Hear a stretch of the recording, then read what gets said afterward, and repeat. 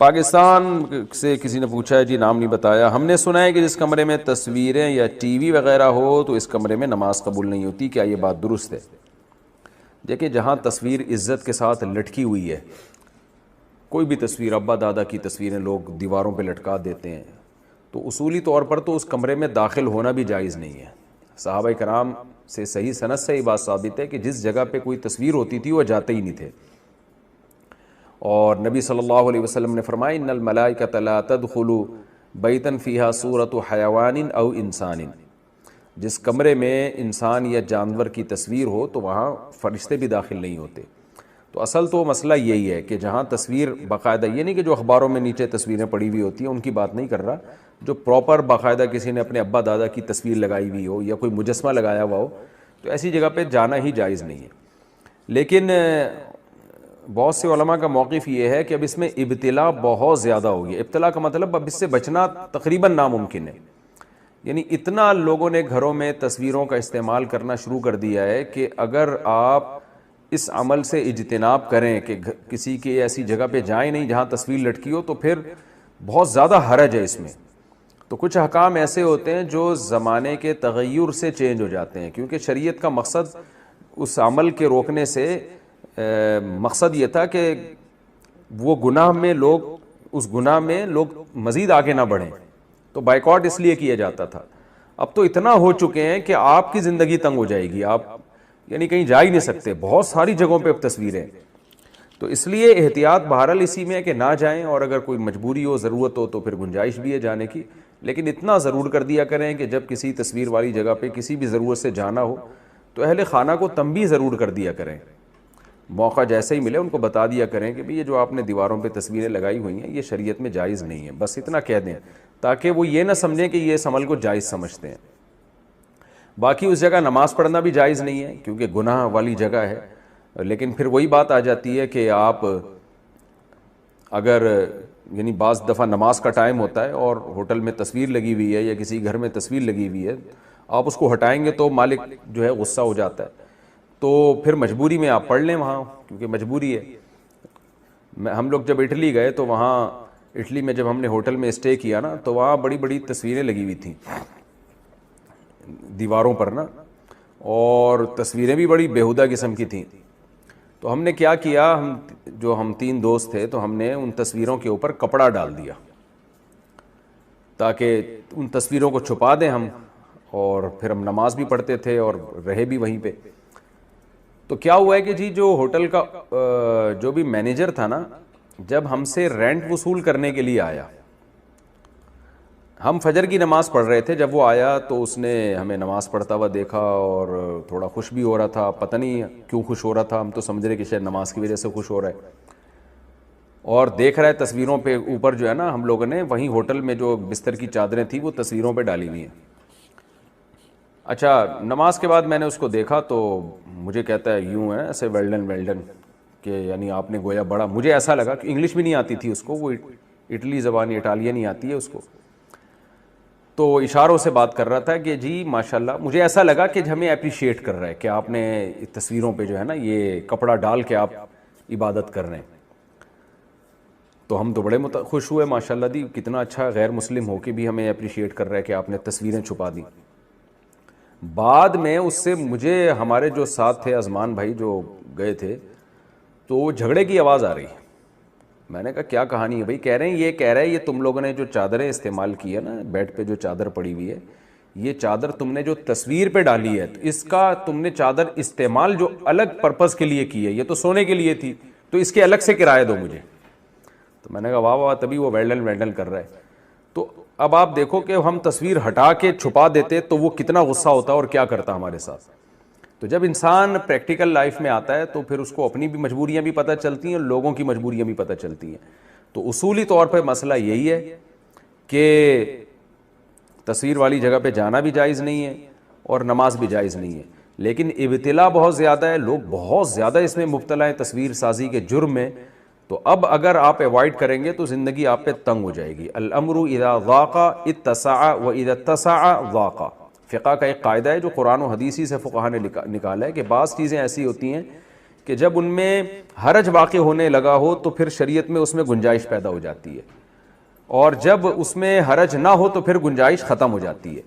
تو تصویر کا مسئلہ بھی انہی مسائل میں سے ہے کہ ابتلا بہت زیادہ ہے، تو حتی الامکان کوشش کریں ایسی جگہ پہ نماز بھی نہ پڑھیں اور جائیں بھی نہیں، مجبوری ہو تو پھر گنجائش ہے، اللہ سے امید ہے کہ گناہ نہیں ملے۔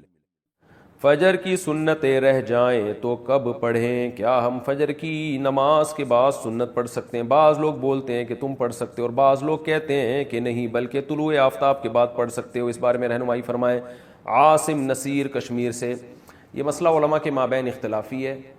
امام احمد بن حنبل، امام شافعی کے نزدیک جائز ہے کہ فجر کی فرض نماز کے فوراً بعد آپ سنتیں پڑھ لیں، لیکن امام حنیفہ رحمہ اللہ تعالیٰ کے نزدیک فوراً بعد نہیں بلکہ اشراق کے وقت آپ پڑھیں، اور یہ عبداللہ بن عمر سے ثابت بھی ہے عملاً کہ، اور یہ جو حدیث میں آتا ہے کہ نماز کے بعد سنتیں پڑھی جائیں، تو احناف کے ہاں اس کا مطلب یہی ہے کہ نماز کے بعد اس وقت جب مکروہ وقت گزر جائے، اور وہ اشراق کے وقت گزر چکا ہوتا ہے، کیونکہ فجر کی نماز کے بعد نوافل نہیں ہے، تو اس لیے، اور صحابہ سے بھی منقول ہے، تو کسی وقت میں انشاءاللہ پورے ریفرنس کے ساتھ اس پہ دلائل ریکارڈ کروا دوں گا۔ ابھی تو صرف سائل نے جتنی بات پوچھی ہے تو صرف ٹو دا پوائنٹ اسی بات کا جواب دے رہا ہوں کہ فقہ حنفی میں یہی ہے کہ آپ اشراق کے وقت پڑھیں، فوراً بعد نہ پڑھیں۔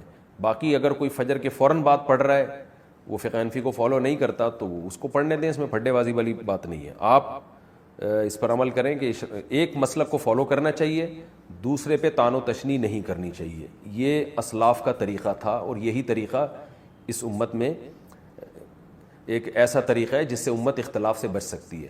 اپنے دلائل دوسرے پر تھوپنا اور یہ کہنا کہ میں صحیح ہوں تم غلط ہو، اس سے امت میں اتحاد پیدا نہیں ہوگا۔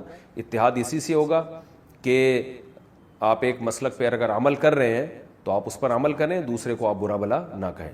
تو حنفیہ کا اس بارے میں دو ٹوک اور واضح موقف ہے، اور یہ آثار صحابہ سے بھی ثابت ہے کہ فجر کی آپ کی دو سنت اگر چھوٹ جائیں تو فوراً بعد نہ پڑھی جائیں بلکہ اشراق کے وقت میں پڑھی جائیں، اور یہ اشراق کے وقت میں پڑھنا افضل ہے، کوئی لازم نہیں ہے، بہتر ہے کہ اس کو پڑھ لیا جائے۔ فجر میں الارم نہیں بجا تو قضا کا گناہ ہوگا؟ اگر کوئی فجر کا وقت ختم ہونے کے 45 منٹ بعد فجر کی نیت سے جاگا اور اٹھ کر موبائل دیکھا کہ الارم کیوں نہیں بجا، پھر وضو کر کے فرض نماز کی قضا کی، کیا اسے بھی قضا کرنے کا گناہ ملے گا یا پھر یہ معاف سمجھا جائے گا؟ عارف شیخ انڈیا سے۔ عارف شیخ صاحب، اگر پورا انتظام اس نے فجر میں اٹھنے کا کیا تھا پھر بھی بیچارے کی آنکھ نہیں کھلی تو پھر کیوں گناہ ملے گا؟ حدیث میں آتا ہے کہ لیس فی النوم التفریط فی الیقظہ، آپ صلی اللہ علیہ وسلم نے فرمایا کہ سوندے میں کوتاہی نہیں ہے۔ کوئی آدمی اگر سو جائے اور آنکھ نہ کھلے، خود آپ صلی اللہ علیہ وسلم کے ساتھ ایسا ہوا صحیح بخاری میں کہ اس کو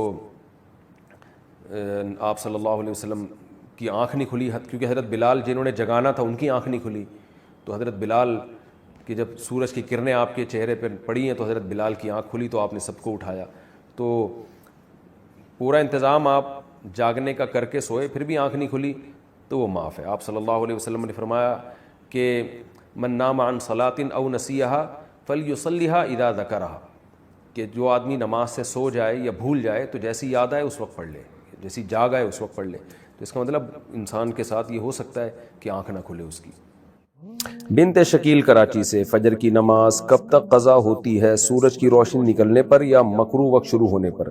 سورج کا ذرا سا کنارہ نکلتے ہی فجر کی نماز قضا ہو جاتی ہے، تو سورج نکلنے سے پہلے پہلے فجر کی فرض پڑھ لینا لازم ہے۔ انڈیا سے کسی نے پوچھا، میں نے فجر کی نماز ادا کی نیت سے پڑھی، 2-3 دن کے بعد معلوم ہوا کہ اس وقت سورج نکل چکا تھا، تو کیا میری وہ نماز قضا میں شمار ہو جائے گی یا مجھے دوبارہ قضا کی نیت سے ہی دوبارہ نماز پڑھنی ہوگی؟ کوئٹہ سے جان فاروق نے پوچھا ہے۔ نہیں، ہاں یہ انڈیا سے کسی نے پوچھا ہے۔ دیکھیں ایسی صورت میں نماز ادا نہیں ہوئی، فجر کی نماز آپ کو دوبارہ پڑھنی پڑے گی اور قضا ہی ہوگی، ظاہر ہے وہ ادا تو نہیں ہوگی، لیکن نیت اس میں ضروری نہیں ہوتی قضا یا ادا کی، بس آپ یہ دل میں نیت کریں وہ جو نماز میری اس دن میں نے رہ گئی تھی تو وہ میں دوبارہ پڑھ رہا ہوں، یوں نیت کر لیں کافی ہے۔ فجر کے بعد سونے کا معمول، محمد آزاد صاحب انڈیا سے پوچھتے ہیں، فجر کی نماز پڑھ کر سو جانا ٹھیک ہے؟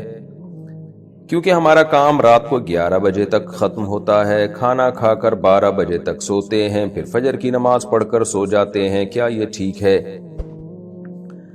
دیکھیں فجر کے بعد سونا اسلاف سے، صحابہ تابعین سے اس کی ممانعت منقول ہے۔ ممانعت گاڑی اردو ہے انڈیا والوں کے لیے خاص طور پر، مانعت کا مطلب یہ ہوتا ہے کہ اس کو ناپسند کیا گیا ہے.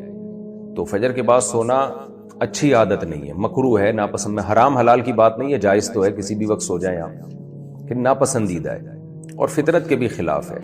یعنی شریعت نے جو ہمیں ٹائم بتایا ہے رات کو جلدی سو پھر جلدی اٹھو، اور پھر نبی صلی اللہ علیہ وسلم کی صحیح حدیث ہے، آپ صلی اللہ علیہ وسلم نے فرمایا بورک لامتی فی بکورہا، میری امت کے میں برکت اللہ نے صبح کے وقت میں رکھی ہے. یعنی صبح صبح کوئی کام کیا جائے گا برکت ہوگی. اللہ تعالیٰ نے فجر کی نماز دی کیوں ہے ہمیں؟ تاکہ ہم جلدی اٹھیں نا. اس لیے تھوڑی دی ہے کہ ہم اٹھیں اور نماز پڑھ کے پھر سو جائیں. تو اٹھانے کا مقصد کیا ہوا پھر؟ تو اس ٹائم پہ نماز رکھی گئی ہے تاکہ تم اس وقت سو نہیں بلکہ اٹھو. اور میڈیکل سائنس بھی کہتی ہے آکسیجن کا لیول اس وقت سب سے زیادہ ہوتا ہے فضا میں، تو وہ ایک فریش ہونے کا ٹائم ہے اور وہ کاموں کے آغاز کا ٹائم ہے. تو اس لیے ناپسندیدہ ہے یہ. مجبوری کے حکام الگ ہوتے ہیں. کسی کو رات کو نیند ہی نہیں آئی اور وہ فجر کے بعد بھی نہیں سوئے گا اور سارا دن میں سونے کا موقع بھی نہیں ملے گا، وہ تو ظاہر ہے پاگل ہو جائے گا پھر. تو مجبوری کے حکام الگ ہوتے ہیں، لیکن اس کو اپریشیٹ نہیں کیا گیا ہے. حتی الامکان اس عمل سے بچنا چاہیے. آپ نے جو یہ کہا ہمارا کام رات 11 بجے تک ختم ہوتا ہے، 12 بجے پھر ہم کھانا کھا کے سوتے ہیں، تو آپ تو جو اس روٹین پر عمل کر رہے ہیں نا، اتنی لیٹ نائٹ کھانا کھا کے جب سوئیں گے تو اس روٹین پر جو لوگ چلتے ہیں وہ پھر ایسا سوتے ہیں کہ پولیس سے بھی نہیں اٹھتے ہوئے. ایک دن ایسا سوتے ہیں، اس سے تو ہارٹ کے مسائل، شوگر آپ کو ہو جائے گی. تو رات کو تو ویسے بھی کم کھانا چاہیے، اور اتنا لیٹ کھانا یہ صحت کو بھی برباد کر رہے ہیں. تو اس لحاظ سے بھی یہ مکروہ ہے کہ قرآن کیا کہتا ہے، لا تلقوا بایدیکم الی التہلکہ، اپنے آپ کو خود ہلاکت کے گڑھے میں مت ڈالو، اپنے ہاتھوں سے خود اپنے آپ کو برباد مت کرو. تو کام رات کو 11 بجے آپ کا اگر ختم ہوتا بھی ہے نا، تو کھانا آپ جلدی کھا لیں. ظاہر ہے کنٹینیو کام تو نہیں کرتے رہتے ہوں گے نا، 7-8 بجے آپ کو 9 بجے موقع ملتا ہوگا، اس وقت کھانا کھا لیں. آپ ہلکا کھائیں تاکہ کام بھی ہو جائے، اور 11 بجے آپ سو جائیں پھر. تو روٹین تھوڑی سی پلاننگ کر کے سیٹ کی جا سکتی ہے، لیکن بہرحال مجبوری ہو تو ایک الگ بات ہے. کوئی حلال و حرام کا مسئلہ نہیں ہے، ناپسندیدہ ہے. اسلاف سے اس کی ناپسندیدگی منقول ہے، اور شریعت نے جو ہمیں اسکیجول بتایا نا کام کاج کا، اس کے خلاف ہے یہ. فجر کی پابندی کیسے کریں؟ فجر کی نماز نیند کی وجہ سے قضا ہو جاتی ہے، ذہن میں خیال آتا ہے کہ ابھی سو جاتا ہوں بعد میں اس کی قضا کر لوں گا. اس کی تھوڑی وضاحت فرما دیں. محمد اظہر انڈیا سے. محمد اظہر بھائی، مسئلہ یہ ہے کہ اسلام میں نا شرک کے بعد نماز قضا کرنے سے بڑا گناہ نہیں ہے، کسی قیمت پہ معاف نہیں ہے نماز. تو آپ سو جائیں یا کچھ بھی کر لیں، آپ کو نماز پڑھنی پڑے گی، ورنہ آخرت میں اس کا بڑا سخت حساب دینا پڑے گا آپ کو. اور فجر کی نماز کی ویلیو اس لیے بھی زیادہ ہے کہ اس میں وہ اس کے ثواب اس لیے زیادہ ہے کہ اس کو پڑھنا مشکل ہے.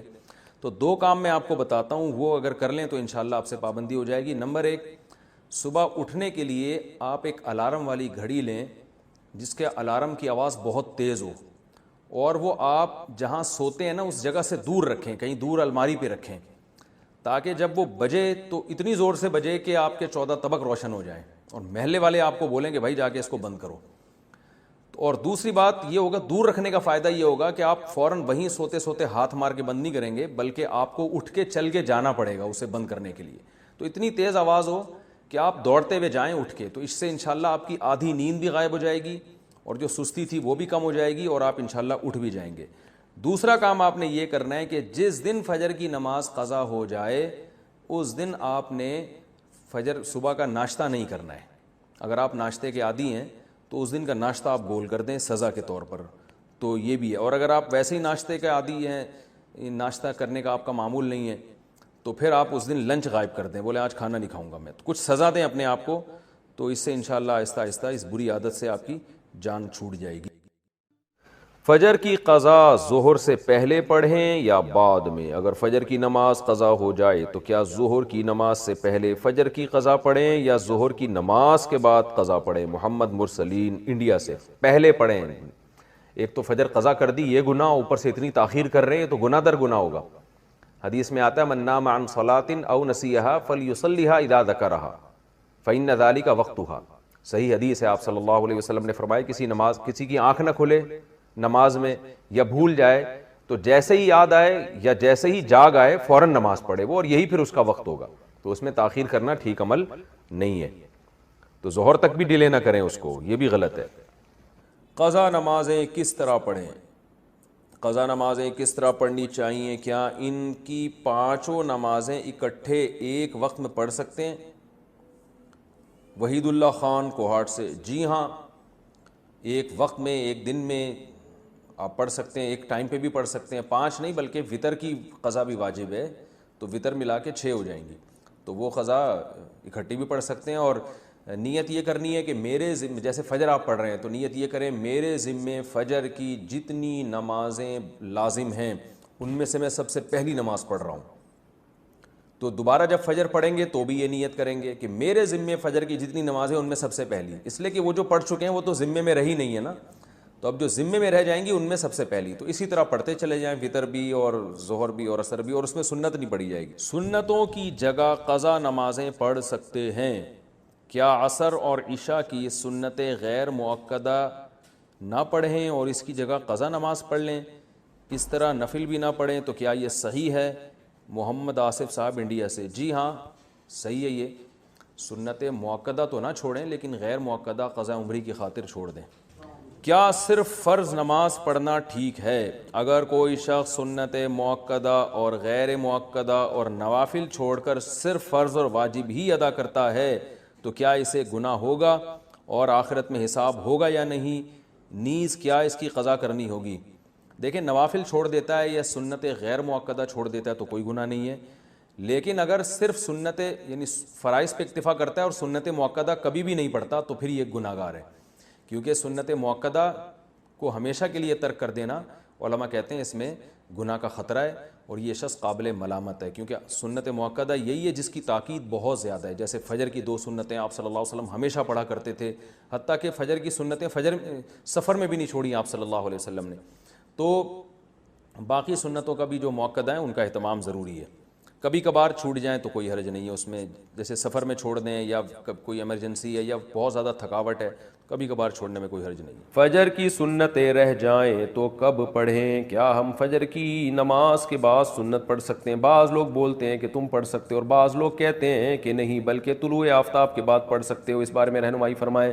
عاصم نصیر کشمیر سے، یہ مسئلہ علماء کے مابین اختلافی ہے، امام احمد بن حنبل امام شافعی کے نزدیک جائز ہے کہ فجر کی فرض نماز کے فوراً بعد آپ سنتیں پڑھ لیں، لیکن امام حنیفہ رحمہ اللہ تعالیٰ کے نزدیک فوراً بعد نہیں بلکہ اشراق کے وقت آپ پڑھیں، اور یہ عبداللہ بن عمر سے ثابت بھی ہے عملاً کہ، اور یہ جو حدیث میں آتا ہے کہ نماز کے بعد سنتیں پڑھی جائیں تو احناف کے ہاں اس کا مطلب یہی ہے کہ نماز کے بعد اس وقت جب مکروہ وقت گزر جائے اور وہ اشراق کے وقت گزر چکا ہوتا ہے، کیونکہ فجر کی نماز کے بعد نوافل نہیں ہے، تو اس لیے، اور صحابہ سے بھی منقول ہے، تو کسی وقت میں انشاءاللہ پورے ریفرنس کے ساتھ اس پہ دلائل ریکارڈ کروا دوں گا، ابھی تو صرف سائل نے جتنی بات پوچھی ہے تو صرف ٹو دا پوائنٹ اسی بات کا جواب دے رہا ہوں کہ فقہ حنفی میں یہی ہے کہ آپ اشراق کے وقت پڑھیں، فوراً بعد نہ پڑھیں، باقی اگر کوئی فجر کے فوراً بعد پڑھ رہا ہے وہ فقہ حنفی کو فالو نہیں کرتا تو اس کو پڑھنے دیں، اس میں پھڈے بازی والی بات نہیں ہے، آپ اس پر عمل کریں کہ ایک مسلک کو فالو کرنا چاہیے، دوسرے پہ طعن و تشنیع نہیں کرنی چاہیے، یہ اسلاف کا طریقہ تھا اور یہی طریقہ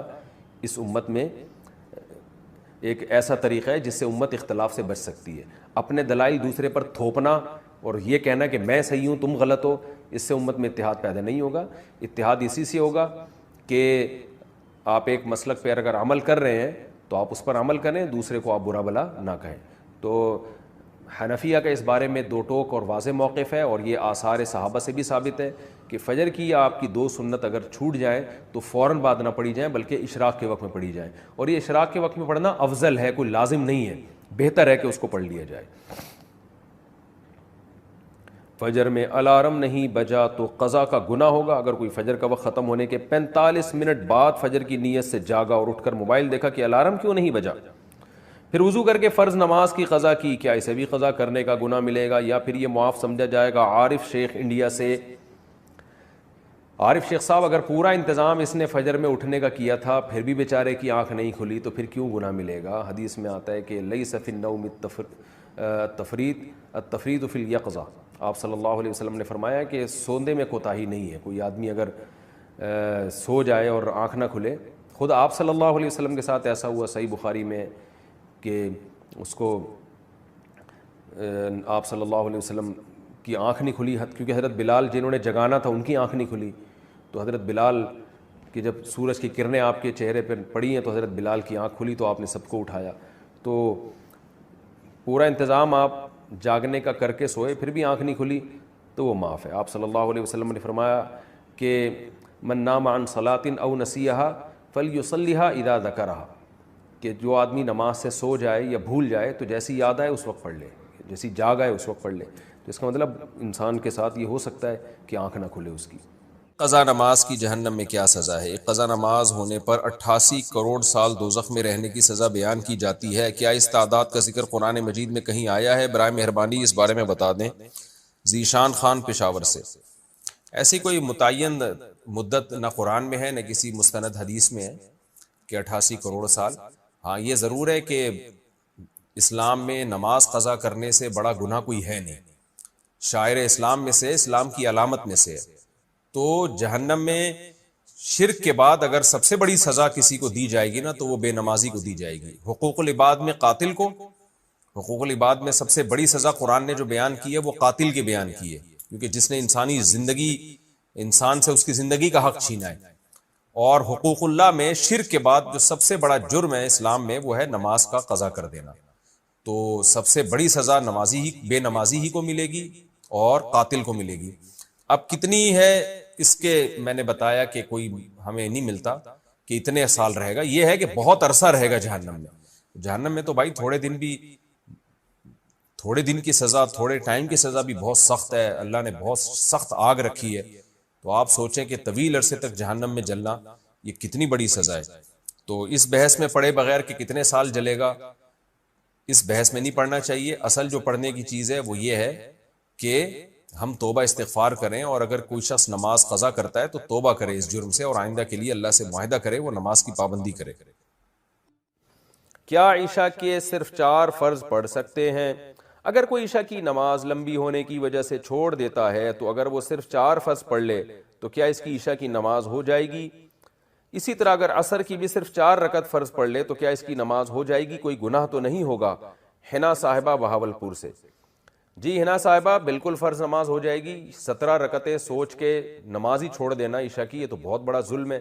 تو 4 فرض یہ بہت زیادہ ضروری ہیں. اگر کوئی سنتیں نہیں پڑھ رہا صرف 4 فرض پڑھ لیتا ہے تو فرض تو ذمے سے ساقط ہو گئے نا, ورنہ فرض چھوڑنا تو کبیرہ بہت بڑا گناہ ہے اسلام میں. تو کسی بھی طرح ہو فرض بہرحال پڑھے. باقی عشاء کے بعد 2 سنتیں مؤکدہ ہیں تو وہ بھی پڑھ لے, کیا جا رہا ہے اس میں, وہ بھی مؤکدہ ہیں. کبھی کبھار چھوڑ دیں تو کوئی حرج نہیں ہے, لیکن چھوڑنے کا معمول بنا لینا اس میں گناہ کا خطرہ ہے. ایسا شخص قابل ملامت ہے, نبی کی شفاعت سے محروم ہونے کا خطرہ ہے. تو اس لیے 2 سنتوں کو کبھی معمول بنانا چاہیے. کبھی کبھار چھوٹ جائے تو کوئی حرج نہیں ہے, لیکن بہرحال 2 سنتوں میں اور 4 فرض میں زمین آسمان کا فرق ہے. 2 سنتوں کے چکر میں 4 فرض کبھی بھی نہ چھوڑیں. نہیں پڑھے جا رہے تو 4 فرض ہی پڑھ لیں. تو لیکن عام 2 سنتوں کا بھی معمول بنا لیں. تو 6 رکعتیں ہیں عشاء کی, جس کو ہم کسی حد تک ضروری کہہ سکتے ہیں. 4 فرض تو وہ تو فرض ہیں بہرحال, اور 2 سنتیں مؤکدہ ہیں. وہ چھوڑنا حرام اور کبیرہ گناہ تو نہیں ہے, لیکن قابل ملامت ہے ایسا شخص جو سنتیں نہ پڑھے. اور وطر 3 رکعت وطر رہ گئے, وہ پوری رات میں کبھی بھی پڑھ لیں, وہ بھی واجب ہیں. وہ چھوڑیں گے تو گناہگار ہوں گے. باقی عصر سے پہلے 4 رکعتیں پڑھنا وہ سنت ہے, وہ لازمی نہیں ہے. ظہر, عصر اور عشاء کی 4 سنتوں کی فضیلت. ظہر, عصر اور عشاء سے پہلے 4 رکعت سنت پڑھنے کی کیا فضیلت ہے؟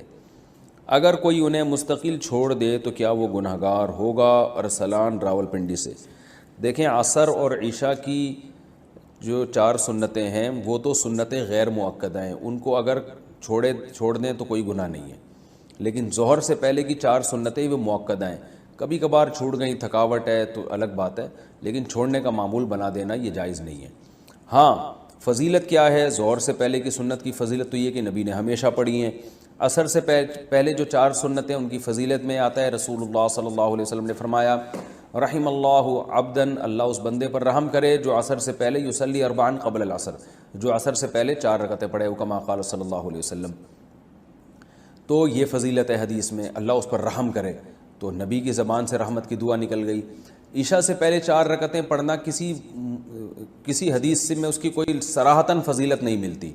البتہ علماء نے قیاس کیا ہے اس کو ایک اس حدیث پر جس میں آتا ہے, صحیح حدیث ہے بالکل, آپ صلی اللہ علیہ وسلم نے فرمایا بین کل اذانین صلاۃ, 3 دفعہ آپ نے فرمایا, پھر فرمایا لمن شاء, اس کے لیے جو چاہے. ہر 2 اذانوں کے درمیان نماز ہے. اور 2 اذان سے مراد ہے اذان اور اقامت. تو ہر اذان اور اقامت کے درمیان آپ صلی اللہ علیہ وسلم نے حکم دیا کہ نماز پڑھا کرو. فضیلت ہے, واجب نہیں ہے. تو اس سے پتہ چلتا ہے بھائی عشاء میں بھی عشاء کے فرض یعنی اذان اور اقامت کے درمیان ہمیں نماز پڑھنی چاہیے. تو کم از کم 2 رکعت تو پڑھنی چاہیے. 4 رکعتوں کا علماء نے اس لیے کہا کہ قیاس کر کے, قیاس بھی ایک شرعی دلیل ہوتی ہے کہ بھائی جو رکعتیں 4 رکعتوں والی فرض ہیں ان سے پہلے 4 رکعتیں پڑھنے کا حکم دیا جاتا ہے. جیسے ظہر کی 4 رکعتیں ان سے پہلے 4, عصر کی 4 رکعتیں ان سے پہلے 4. تو اس سے پتہ چلتا ہے عشاء سے پہلے بھی 4 ہی ہوں گی, کیونکہ نبی نے کوئی مقدار متعین نہیں کی.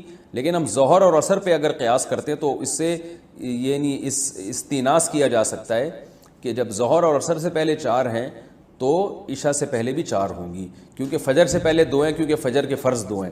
تو اس سے پتہ چلتا ہے کہ ایک استیناس کیا علماء نے, کیونکہ حدیث میں صراحتاً ذکر نہیں ملتا کہ کتنی پڑھنی چاہیے. تو اس لیے مطلق صلاۃ کا حکم ہے, تو ظہر اور عصر پہ قیاس کیا تو فقہاء نے کہا کہ عشاء سے پہلے بھی 4 رکعتیں پڑھنا مستحب ہے. افضل یہ کہ 4 کم از کم پڑھی جائیں, زیادہ پڑھیں تو اچھی بات ہے. تو ایک واجب نہیں ہے, افضل ہے. کیا نماز عشاء تاخیر سے پڑھنا مستحب ہے؟ بنت عبداللہ کشمیر سے. کیا ہم عشاء کی نماز کا وقت شروع ہونے سے لے کر 12 بجے تک کسی بھی وقت پڑھ سکتے ہیں؟ نیز کیا دیر سے عشاء کی نماز پڑھنا مستحب ہے؟ دیکھیں, عشاء کی نماز کے 3 اوقات ہیں. ایک ہے 1 تہائی رات, یعنی آپ یہ دیکھیں نقشے میں کہ عشاء کا ٹائم کس وقت شروع ہو رہا ہے اور صبح صادق کا ٹائم کس وقت شروع ہو رہا ہے.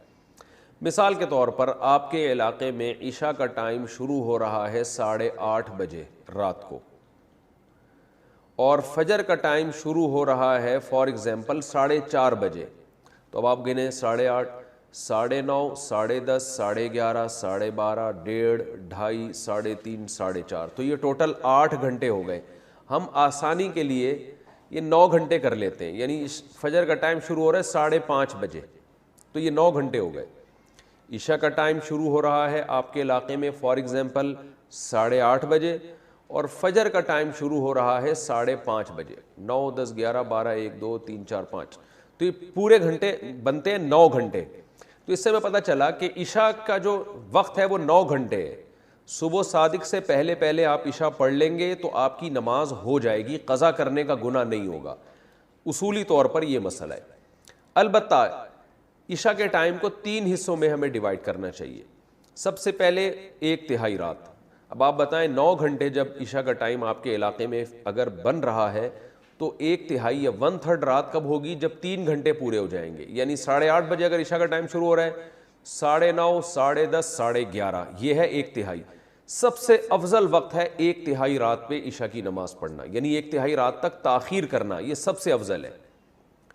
اور رسول اللہ صلی اللہ علیہ وسلم کی صحیح حدیث ہے, آپ نے فرمایا اگر مجھے اپنی امت پر خوف نہ ہوتا مشقت کا تو میں لوگوں کو عشاء کی نماز میں تاخیر کا حکم دیتا. تو مشقت کا خوف تھا اس لیے آپ نے اس کو واجب نہیں قرار دیا, لیکن افضل بہرحال یہی ہے کہ عشاء کی نماز اگر 9 گھنٹے کی رات ہے اور 8:30 بجے ٹائم شروع ہو رہا ہے تو 11:30 بجے پڑھی جائے, یہ سب سے افضل وقت ہے. 1 تہائی رات کے بعد پھر تاخیر کرنا یہ غیر افضل ہے, ناپسندیدہ ہے آدھی رات تک. اب آدھی رات کب ہوگی؟ جیسے 8:30 بجے عشاء شروع ہو رہی ہے اور 9 گھنٹے کا ہے تو یہ 4.5 گھنٹے میں آدھی رات ہو جائے گی, یعنی 8:30, 9:30, 10:30, 11:30, 12:30, 1 بجے تک بھی آپ عشاء کی نماز پڑھ سکتے ہیں, جائز ہے, ثواب کم ہوگا. 1 بجے کے بعد کراہت ہے, یعنی آدھی رات کے بعد عشاء میں تاخیر کرنا مکروہ ہے, ناپسندیدہ ہے. پھر جتنی تاخیر کریں گے اتنی ہی کراہت بڑھتی چلی جائے گی, مکروہ اس میں مکروہ والا عنصر بڑھتا چلا جائے گا. تو اس لیے حتی الامکان آدھی رات سے پہلے پہلے عشاء پڑھ لینی چاہیے, اور افضل ہے کہ 1 تہائی رات تک اس کو مؤخر کیا جائے. لیکن یہ خواتین کے لیے ہے یا ان لوگوں کے لیے ہے جو سفر میں ہوں اور جماعت سے نماز نہ پڑھ رہے ہوں کسی وجہ سے. اگر آپ محلے میں رہتے ہیں, مسجد میں جماعت سے نماز سے پڑھنا چاہتے ہیں تو پھر جماعت کی نماز کو ترجیح دی جائے گی, اور جماعت کی نماز جلدی ہوتی ہے. ہمارے ہاں 9:15 بجے عشاء کی نماز ہو رہی ہے, حالانکہ اصل وقت تو 11:30 بجے ہے. لیکن وجہ کیا ہے کہ نبی صلی اللہ علیہ وسلم بھی 1 تہائی رات تک تاخیر اس لیے نہیں کرتے تھے کہ صحابہ پر شاق نہ گزرے. تو اگر مسجدوں میں اتنی دیر سے جماعت کی نمازیں ہونا شروع ہو جائیں گی تو اس بات کا امکان ہے کہ لوگ نماز چھوڑ دیں گے سستی میں. تو نماز کو بچانا اور جماعت سے پڑھنا یہ زیادہ امپورٹنٹ ہے آپ انفرادی نماز پڑھیں 1/3 رات تک مؤخر کرنے سے، یعنی انفرادی طور پر 1/3 رات تک مؤخر کرنے سے افضل ہے کہ آپ جلدی پڑھ لیں مگر جماعت سے پڑھیں۔ تو جماعت چھوڑنا بہرحال مسجد کی جائز نہیں ہے۔ تو مسجدوں میں جس ٹائم پہ نماز ہو رہی ہو آپ نے وہی نماز پڑھنی ہے اسی ٹائم پہ، چاہے وہ جلدی ہو رہی ہو چاہے وہ دیر سے ہو رہی ہو، تاکہ جماعت کی فضیلت نہ چھوٹے آپ سے۔ جماعت سے نماز پڑھنا چونکہ واجب ہے، نہیں پڑھیں گے گناہ گار ہوں گے، اور اگر انفرادی پڑھنی ہو کسی عذر سے تو پھر بہتر یہی ہے، جیسے خواتین تو انفرادی پڑھتی ہیں گھروں کے اندر، تو پھر بہتر یہی ہے کہ 11:30 بجے تک مؤخر کیا جائے۔ لیکن یہ بھی اس خاتون کے لیے افضل ہے جس میں نیند کا بہت زیادہ غلبہ نہ ہو، اور یہ بھی خطرہ نہ ہو کہ اتنی دیر سے سونے میں فجر قضا ہونے کا خطرہ نہ ہو۔ تو اگر خطرہ ہے، آپ کو یہ ڈر ہے کہ نیند کا غلبہ ہو جائے گا، سستی ہو جائے گی، تو بھائی پھر بہتر یہی ہے کہ وقت داخل ہوتے ہی پڑھ لیا کریں، جیسے ہی وقت داخل ہو پڑھ لیں تاکہ قضا ہونے کا خطرہ ختم ہو جائے۔ کیا عشاء کے صرف 4 فرض پڑھ سکتے ہیں؟ اگر کوئی عشاء کی نماز لمبی ہونے کی وجہ سے چھوڑ دیتا ہے تو اگر وہ صرف 4 فرض پڑھ لے تو کیا اس کی عشاء کی نماز ہو جائے گی؟ اسی طرح اگر عصر کی بھی صرف 4 رکعت فرض پڑھ لے تو کیا اس کی نماز ہو جائے گی؟ کوئی گناہ تو نہیں ہوگا؟ حنا صاحبہ بہاولپور سے۔ جی حنا صاحبہ بالکل فرض نماز ہو جائے گی۔ 17 رکعتیں سوچ کے نماز ہی چھوڑ دینا عشاء کی، یہ تو بہت بڑا ظلم ہے۔ تو 4 فرض یہ بہت زیادہ ضروری ہیں۔ اگر کوئی سنتیں نہیں پڑھ رہا صرف 4 فرض پڑھ لیتا ہے تو فرض تو ذمے سے ساقط ہو گئے نا، ورنہ فرض چھوڑنا تو کبیرہ بہت بڑا گناہ ہے اسلام میں۔ تو کسی بھی طرح ہو فرض بہرحال پڑھے۔ باقی عشاء کے بعد 2 سنتیں مؤکدہ ہیں تو وہ بھی پڑھ لے، کیا جا رہا ہے اس میں، وہ بھی مؤکدہ ہیں۔ کبھی کبھار چھوڑ دیں تو کوئی حرج نہیں ہے، لیکن چھوڑنے کا معمول بنا لینا اس میں گناہ کا خطرہ ہے، ایسا شخص قابل ملامت ہے، نبی کی شفاعت سے محروم ہونے کا خطرہ ہے۔ تو اس لیے 2 سنتوں کو کبھی معمول بنانا چاہیے، کبھی کبھار چھوٹ جائے تو کوئی حرج نہیں ہے، لیکن بہرحال 2 سنتوں میں اور 4 فرض میں زمین آسمان کا فرق ہے۔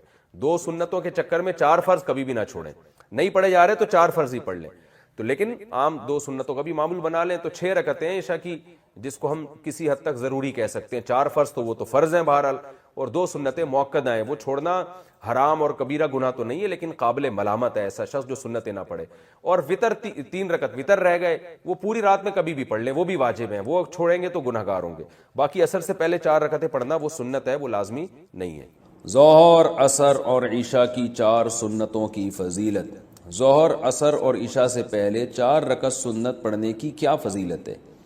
اگر کوئی انہیں مستقل چھوڑ دے تو کیا وہ گناہ گار ہوگا؟ ارسلان راولپنڈی سے۔ دیکھیں عصر اور عشاء کی جو 4 سنتیں ہیں وہ تو سنتیں غیر مؤکدہ ہیں، ان کو اگر چھوڑ دیں تو کوئی گناہ نہیں ہے، لیکن ظہر سے پہلے کی 4 سنتیں وہ مؤکدہ ہیں، کبھی کبھار چھوٹ گئیں، تھکاوٹ ہے تو الگ بات ہے، لیکن چھوڑنے کا معمول بنا دینا یہ جائز نہیں ہے۔ ہاں فضیلت کیا ہے؟ ظہر سے پہلے کی سنت کی فضیلت تو یہ کہ نبی نے ہمیشہ پڑھی ہیں۔ عصر سے پہلے جو 4 سنتیں ان کی فضیلت میں آتا ہے، رسول اللہ صلی اللہ علیہ وسلم نے فرمایا رحم اللہ عبدن، اللہ اس بندے پر رحم کرے جو عصر سے پہلے یصلی 4 قبل العصر، جو عصر سے پہلے 4 رکعتیں پڑھے، کما قال صلی اللہ علیہ وسلم۔ تو یہ فضیلت ہے حدیث میں، اللہ اس پر رحم کرے، تو نبی کی زبان سے رحمت کی دعا نکل گئی۔ عشاء سے پہلے 4 رکعتیں پڑھنا کسی حدیث سے میں اس کی کوئی صراحتاً فضیلت نہیں ملتی، البتہ علماء نے قیاس کیا ہے اس کو ایک اس حدیث پر جس میں آتا ہے، صحیح حدیث ہے بالکل، آپ صلی اللہ علیہ وسلم نے فرمایا بین کل اذانین صلاۃ، 3 دفعہ آپ نے فرمایا، پھر فرمایا لمن شاء، اس کے لیے جو چاہے۔ ہر 2 اذانوں کے درمیان نماز ہے، اور 2 اذان سے مراد ہے اذان اور اقامت، تو ہر اذان اور اقامت کے درمیان آپ صلی اللہ علیہ وسلم نے حکم دیا کہ نماز پڑھا کرو، فضیلت ہے، واجب نہیں ہے۔ تو اس سے پتہ چلتا ہے بھائی عشاء میں بھی عشاء کے فرض یعنی اذان اور اقامت کے درمیان ہمیں نماز پڑھنی چاہیے، تو کم از کم 2 رکعت تو پڑھنی چاہیے۔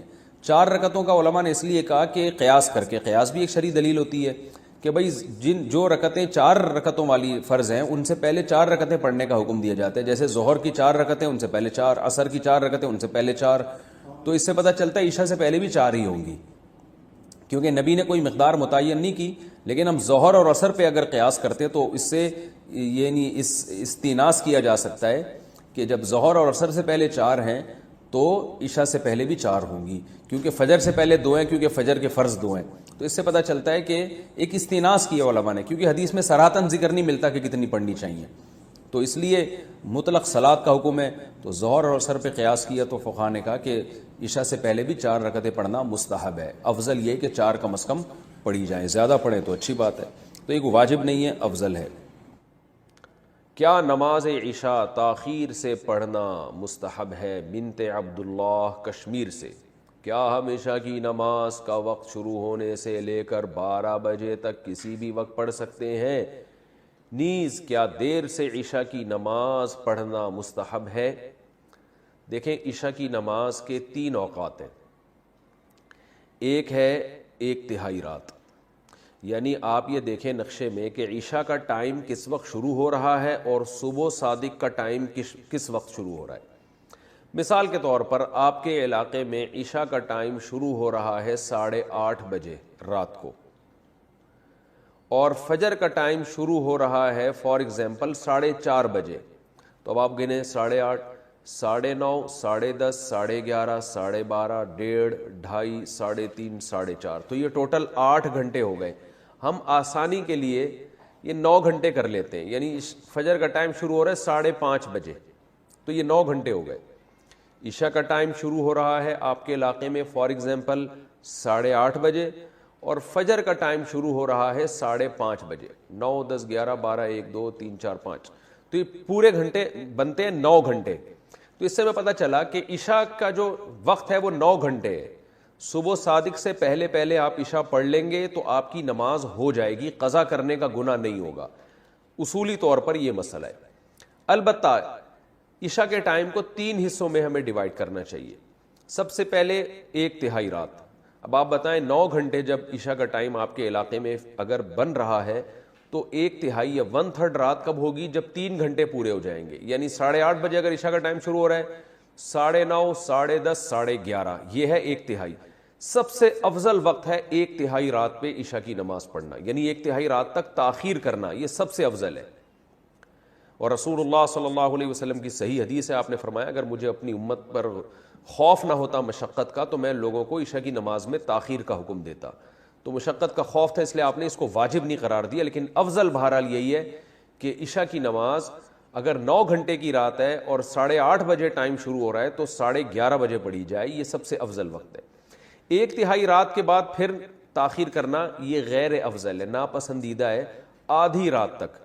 اب آدھی رات کب ہوگی؟ جیسے 8:30 بجے عشاء شروع ہو رہی ہے اور 9 گھنٹے کا ہے تو یہ 4.5 گھنٹے میں آدھی رات ہو جائے گی، یعنی 8:30، 9:30، 10:30، 11:30، 12:30، 1 بجے تک بھی آپ عشاء کی نماز پڑھ سکتے ہیں، جائز ہے، ثواب کم ہوگا۔ 1 بجے کے بعد کراہت ہے، یعنی آدھی رات کے بعد عشاء میں تاخیر کرنا مکروہ ہے، ناپسندیدہ ہے۔ پھر جتنی تاخیر کریں گے اتنی ہی کراہت بڑھتی چلی جائے گی، مکروہ اس میں مکروہ والا عنصر بڑھتا چلا جائے گا۔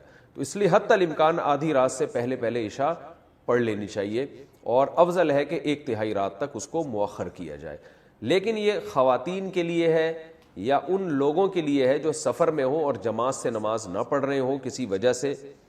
اگر آپ محلے میں رہتے ہیں، مسجد میں جماعت سے نماز سے پڑھنا چاہتے ہیں تو پھر جماعت کی نماز کو ترجیح دی جائے گی، اور جماعت کی نماز جلدی ہوتی ہے۔ ہمارے ہاں 9:15 بجے عشاء کی نماز ہو رہی ہے، حالانکہ اصل وقت تو 11:30 بجے ہے، لیکن وجہ کیا ہے کہ نبی صلی اللہ علیہ وسلم بھی 1/3 رات تک تاخیر اس لیے نہیں کرتے تھے کہ صحابہ پر شاق نہ گزرے۔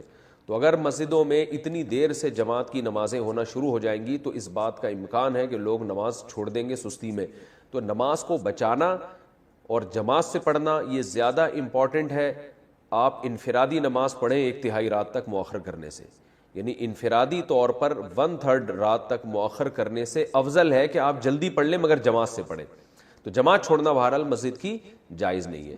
تو مسجدوں میں جس ٹائم پہ نماز ہو رہی ہو آپ نے وہی نماز پڑھنی ہے اسی ٹائم پہ، چاہے وہ جلدی ہو رہی ہو چاہے وہ دیر سے ہو رہی ہو، تاکہ جماعت کی فضیلت نہ چھوٹے آپ سے۔ جماعت سے نماز پڑھنا چونکہ واجب ہے، نہیں پڑھیں گے گناہگار ہوں گے، اور اگر انفرادی پڑھنی ہو کسی عذر سے تو پھر بہتر یہی ہے، جیسے خواتین تو انفرادی پڑھتی ہیں گھروں کے اندر، تو پھر بہتر یہی ہے کہ 11:30 بجے تک مؤخر کیا جائے۔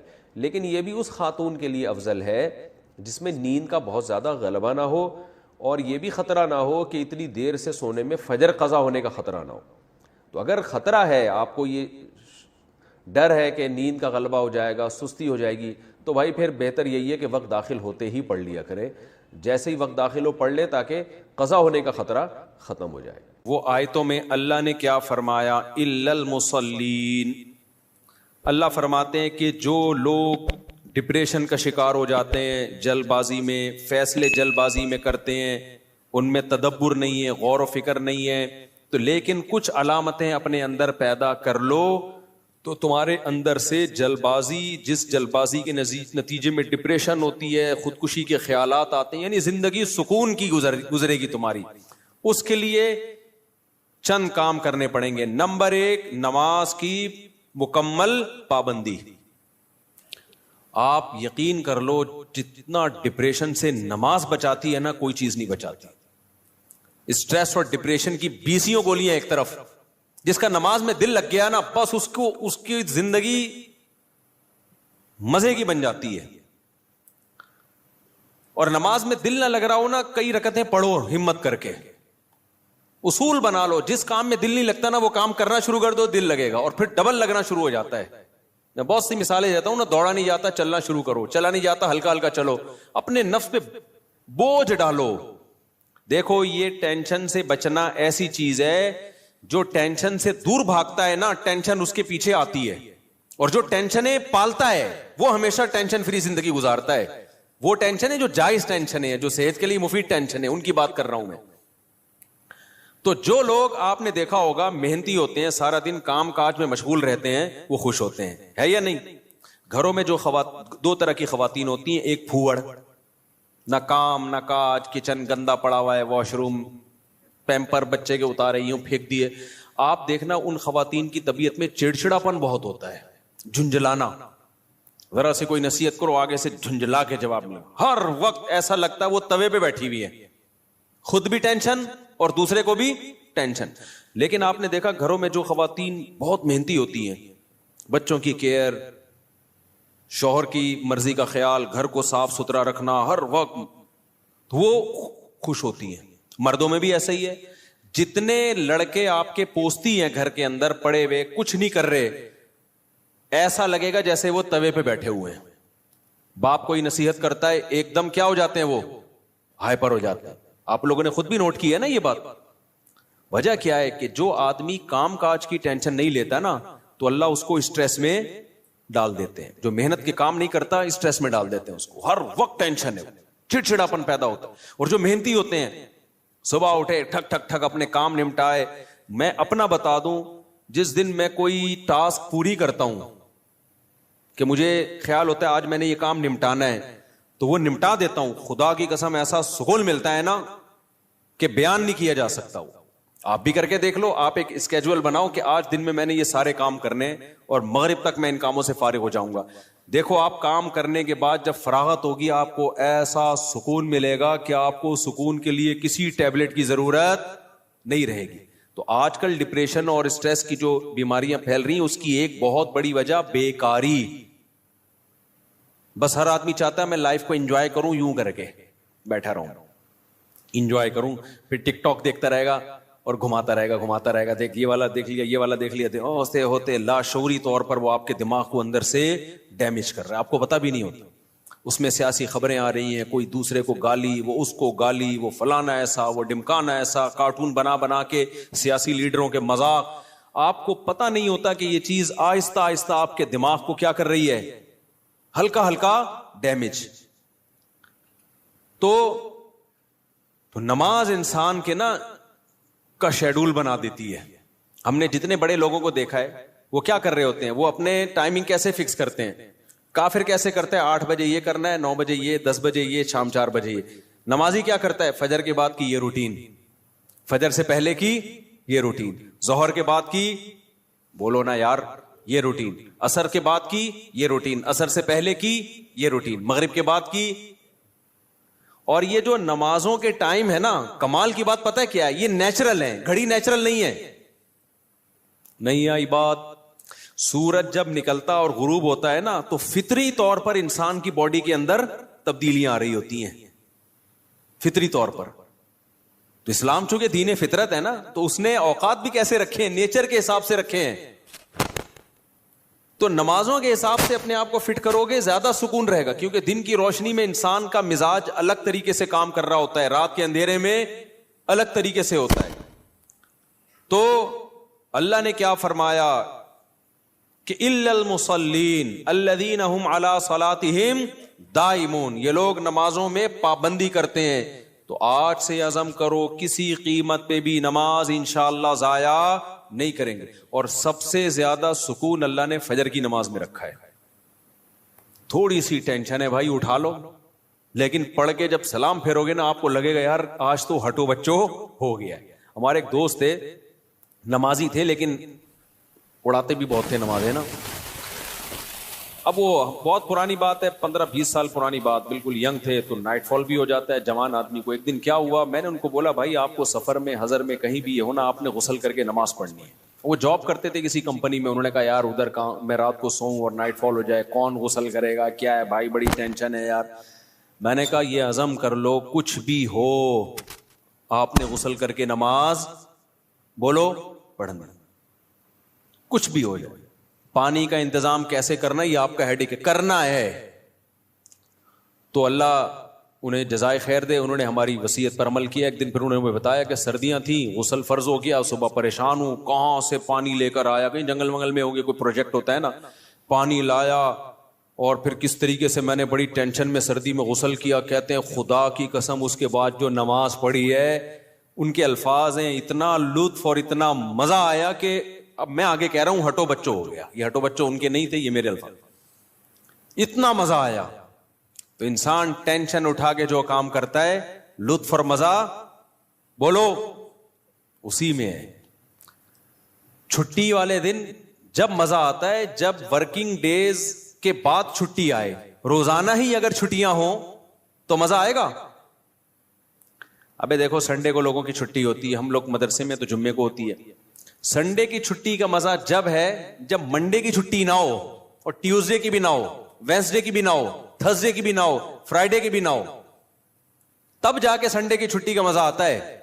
لیکن اگر ہر دن سنڈے ہے تو پھر کوئی بھی دن سنڈے نہیں ہے. نہیں آئی نا, یہی تو مسئلہ ہے. تو کچھ کرنے کے بعد جب چھٹی ہوتی ہے تو مزہ ہوتا ہے. چھٹی چل رہی ہے پاگل ہو جائے گا آدمی. ہمیں یاد ہے پورے سال میں نا مدرسے میں ہماری 2 مہینے کی چھٹیاں ہوتی تھیں, اب بھی 2 مہینے کی ہوتی ہیں, لیکن طالب علمی کے دور میں تو بہت ٹف لائف تھی ہماری. پورا ہفتہ مدرسے میں رہنا پڑتا تھا ہمیں. ہم لوگ جمعرات کو عصر کی نماز کے بعد نکلتے تھے, چھٹی ہوتی تھی جمعرات کو, عصر کے بعد 1.5 سے 2 گھنٹے میں گھر پہنچے, رات ہو گئی, 1 ہفتے بعد پہنچے, اور اگلے دن عصر ہم نے مدرسے میں پڑھنی ہوتی تھی, تو چند گھنٹے کی چھٹی. یہ روٹین جب پورے سال ہوگی تو جب 2 مہینے کی چھٹیاں آنے والی ہوں گی تو خوشی سے کیا عالم ہوگا, کیا عالم ہوگا نا خوشی سے. تو ایسی خوشی ہوتی تھی یار ابھی 2 مہینے تک بالکل ہی ویلے ہونے والے ہم. اتنی خوشی ہوتی تھی کہ 1 مہینہ پہلے سے خوشی میں نیند اڑ جاتی تھی کہ چھٹی آنے والی. لیکن اس روٹین کے بعد, لیکن اگر یہ روٹین کے بعد وہ 2 مہینے کی چھٹی نہ آتی بلکہ چھٹی کے بعد چھٹی آتی تو سوائے اسٹریس اور ڈپریشن کے کچھ بھی حاصل بولو نہیں ہوتا. یہ میں پوری تقریر آپ کو سمجھانے کے لیے کر رہا ہوں کہ اپنے آپ کو پریشانیوں میں یعنی ورک کی ٹینشن میں, کاموں کی ٹینشنوں میں ڈالو گے تو سکون ملے گا, اور اگر صرف سکون کی خاطر فارغ رہنا سیکھو گے تو سکون نہیں ملے گا آپ کو. سکون ہمیشہ کام کے لوگوں کو ملتا ہے, خوش رہتے ہیں, بھاگتے دوڑتے لوگ ہمیشہ خوش رہتے ہیں. اور جو پڑے ہوئے ادھر گٹر کے ڈھکن پہ بیٹھ گئے, گپے مارنا شروع کر دی جیسے کراچی کے لونڈے لپاڑے کرتے ہیں, یہی ہو رہا ہے. بیٹھے تو اٹھ ہی نہیں رہے, نہ نماز کے ٹائم پہ اٹھ کے جا رہے ہیں, کچھ بھی نہیں, بیٹھے ہیں. آپ کیا کر رہے ہیں, پان سے ایک پیک نکال کے ادھر پھینکی, پھر اٹھ کے گھر گیا, وہاں تھوڑی سی ابا سے صلواتیں سنی, سو رہا ہے تو پھر ٹک ٹاک پہ لگ گیا, لگے پوری رات گزر گئی, پھر اپنی مرضی سے سو گیا, پھر اٹھ گیا, پھر جب سوتے سوتے تھک گیا تو اڑ گیا. تھک گیا تو کیا ہو گیا, اڑ گیا. اب کیا کریں, وہی کریں جو کل کیا تھا, دوبارہ سے اسی ڈھکن پہ جا کے بیٹھو. ہو سکتا ہے 2-4 بے وقوف ابھی بھی وہیں بیٹھے ہوئے ہو, پھر دوبارہ ڈھکن پہ جا کے. گٹر کے ڈھکن تو جو چوری ہونے سے بچ گئے ہیں نا, وہ یہی والے ڈھکن ہیں جن پہ لوگ آ کے بیٹھتے ہیں, باقی تو سارے چوری ہو گئے. اب حضرت مفتی تقی عثمانی صاحب کی عمر ماشاءاللہ کافی ہو گئی ہے، لیکن صحت عمر کے لحاظ سے بہت اچھی، حالانکہ اتنی بزی اور اتنی ٹف لائف گزاری ہے انہوں نے، 8 گھنٹے مطالعہ کا معمول رہا ہے ایک دور میں، لیکن ہم جب بھی حضرت سے ملتے ہیں حضرت خوش طبع ہیں، تو حضرت بہت خوش مزاج ہیں، حالانکہ اتنا مصروف آدمی تو دیکھنے میں لگتا ہے خوش مزاج ہو ہی نہیں سکتا. جتنے میں نے دیکھے نا مصروف، میرے شیخ حضرت مفتی رشید احمد صاحب بہت بزی رہتے تھے. حضرت تو اتنے بزی تھے، حضرت فرماتے تھے کہ اپنی زندگی کا شیڈول ایسا بنانا چاہیے کہ ایک بوتل میں پانی بھرا ہوا ہے، بوتل میں کیا ہے؟ پانی بھرا ہوا، اور ڈھکن لگا دیا آپ نے. اب اس میں ایک قطرہ پانی جب جائے گا جب پرانا ایک قطرہ نکلے گا. بات سمجھ میں آ رہی ہے؟ ایک قطرے کی بھی جگہ نہیں ہے، ایک قطرہ جب اس میں جائے گا جب ایک قطرہ پہلے سے اس میں نکالا جائے گا. تو فرمایا اگر یہ قطرہ زیادہ قیمتی ہے تو پرانے قطرے کو نکالو، اس قطرے کو ڈالو. یہ قطرہ پرانے قطرے سے زیادہ قیمتی نہیں ہے تو اسی کو رہنے دو، لیکن ہوگا ریپلیس ہی ہوگا، نیا آئے گا پرانا نکلے گا. تو فرماتے تھے کہ اپنے زندگی، اپنے جو 24 گھنٹے کے اوقات کو اس طرح سے بوتل میں پانی کی طرح بھر دو کہ اب آپ کوئی اگر کام کرنا چاہتے ہو تو پرانا کوئی کام ڈسٹرب ہوگا تو پھر نیا کام ہوگا. نہیں آئی بات میرا خیال. جیسے ابھی جو روٹین چل رہی ہے نا پبلک کی، وہی کیا چل رہی ہے، کوئی بھی نیا کام کرنا چاہیں تو کر سکتے ہیں کیونکہ پرانا کوئی کام کوئی کر ہی نہیں رہے. 10 کام مزید شروع کر سکتے ہیں کیونکہ فارغ ہی فارغ ہیں. جبکہ ہمارے حضرت کا کیا تھا کہ حضرت نے اگر کوئی نیا کام کرنا ہے نا، کوئی بھی، جیسے کسی کتاب کا مطالعہ کرنا ہے تو پہلے سے جو کام ہو رہا ہے نا اس کا ناغہ کرنا پڑے گا. تو پھر اس میں کمپیئر کیا جائے گا کہ پرانا کام زیادہ قیمتی ہے یا نیا کام. یعنی کاموں کا حرج تو ہوگا کیونکہ 24 گھنٹے مصروف ہیں تو کام کا حرج تو ہوگا، لہذا نئے کام کے لیے ٹائم نہیں ہے. نیا کام اس میں جب داخل ہوگا جب نیا پرانے سے بھی زیادہ امپورٹنٹ ہوگا. مثال کے طور پر 24 گھنٹے آپ کا ایک اسکیجول ہے، ایک شیڈول ہے. اب نیا کام کیا ہے؟ آپ کی بچی بیمار ہے، ایمرجنسی میں ہاسپٹل لے کے جانا ہے، لیکن آپ کا وہ مطالعے کا ٹائم ہے یا ورزش کا ٹائم ہے یا اور کوئی بزی یا جاب کا ٹائم ہے. تو اب آپ کیا کرو گے بھائی؟ نقصان تو ہوگا، آفس کا ناغہ ہوگا، ناغہ تو ہوگا، لیکن اب یہ کام ان تمام کاموں سے زیادہ اہم، بچی کی جان تو بچانی ہے نا، یا اپنی جان ہو یا بچی کی جان ہو. تو اس طرح سے ہونا چاہیے. آپ کہہ سکتے ہیں لو بھائی یہ تو زندگی کا مزہ ہی کرکرا ہو جائے گا، 24 گھنٹے اپنے آپ کو ایسا بزی بنا کے رکھو، یہ تو انسان نہیں، یہ تو گدھا ہو گیا نا. میں سمجھا پا رہا ہوں اپنی بات جو میں بیان کر رہا ہوں؟ مجھے لگ رہا ہے آپ کے چہروں سے ایسا لگ رہا ہے کہ شاید میں سمجھا نہیں پا رہا. بھائی آپ کہیں گے کہ ہمیں اپنے آپ کو خوش رہنے کے لیے، شریعت پہ چلنے کے لیے 24 گھنٹے ہمیں اپنے آپ کو کیا رکھنا ہے؟ بزی رکھنا ہے. تو یہ تو انسان نہیں، یہ کیا ہو گیا بھائی؟ گدھا. تو گٹر کا ڈھکن کہاں گیا اس میں؟ تو زندگی کا مزہ ہی کرکرے ہو گئے. تو دیکھو 24 گھنٹے بزی رکھنے کا مطلب یہ نہیں ہے کہ مطالعے میں، پڑھائی میں اور ہر وقت ایسے کاموں میں جس سے تھکاوٹ ہی ہو، بلکہ اس میں تفریح بھی، وہ بھی ضروری کاموں میں داخل ہے. دوستوں سے کبھی کبھار بیٹھ کے گپ شپ بھی ان ضروری کاموں میں، کیونکہ دماغ کو فریش رکھنے کے لیے ضروری ہے کہ کبھی کبھار گٹر کے ڈھکن پہ جا کے بیٹھا کرے، تھوڑا ابے تبے کے ماحول میں دوست احباب سے بات چیت کر لیا کرے، تھوڑا سا ریلیکس رہے گا اور سوسائٹی میں ان رہے گا. کیونکہ جو بالکل سوسائٹی سے کٹ کے بالکل ہی پپو بن جاتے ہیں نا، وہ دنیا میں کسی کام کے نہیں رہتے، وہ کسی کام کے نہیں رہتے دنیا میں. لیکن اس کا ایک ٹائم ہو. میں اپنے دوستوں میں ایسے لوگوں کو جانتا ہوں، ہمارے ساتھ گپ شپ تھی ان کی گپ شپ بھی ٹائم سے ہوتی تھی. اس وقت وہ ہم آج وہ بہت بڑے عہدوں پہ پہنچے ہوئے ہیں. بھی چند دن پہلے ایک کا فون بھی آیا کہ آپ وہی طارق مسعود ہو جو ہمارے ساتھ کھیلا کرتے تھے، گپ شپ تھی. میں نے کہا ہاں. میں نے کہا آج کل کیا وہ بہت بڑا آفیسر بن چکا ہے، وہ نام نہیں بتاؤں گا میں، بہت بڑی فلم بن گیا بھائی وہ. لیکن اس کی روٹین کیا تھی مجھے یاد ہے. اس کی روٹین یہ تھی کہ بیٹھے ہیں نا دوست احباب تھڑے پر، ہاں ہاں ہی چل رہا ہے. ٹائم دیکھا یار 1 گھنٹہ ہو گیا بس، یا آدھا گھنٹہ ہو گیا، کہتے میرا اسٹڈی ٹائم شروع ہو گیا. اتنے نیک بچے کراچی میں پائے نہیں جاتے، لیکن وہ تھا. یہ بات کر رہا ہوں جب ہم 16-17 سال کے تھے. اس وقت گپے مار رہے ہیں، ایسے بھی نہیں ہے کہ گپ شپ ہی نہ ہو دوستوں کے ساتھ, یہ بھی نہیں ہے, اور یہ بھی نہیں ہے کہ بیٹھے ہیں تو بیٹھے ہی ہیں, نا نا نا نا. اس نے ٹائم ایک بنایا ہوا تھا, گھر کا ماحول ایسا تھا نا, تو اب آ کے بیٹھے ابھی گپ شپ شروع کر دی, اور بھائی ہاں ہو ہی باتیں, کرکٹ ہم ساتھ کھیلا کرتے تھے, کرکٹ کی باتیں چل رہی ہیں, گپ شپ ہو رہی ہے, یار میرا اسٹڈی ٹائم شروع ہو رہا ہے میں جا رہا ہوں. ہم کہتے تھے یار عجیب انسان ہے بھائی, اتنا نیک آدمی, اتنا نیک آدمی. تو یہ ہے کہ یہ نہیں کہ آپ نے دوستوں کی محفلیں بالکل چھوڑ دی, گپ شپ بالکل چھوڑ دی, کھیل کود بالکل چھوڑ دیا, لیکن اس کو بھی اپنے شیڈول کا حصہ بنانا ہے, اس کو بھی جتنا ٹائم بنتا ہے اتنا دینا ہے.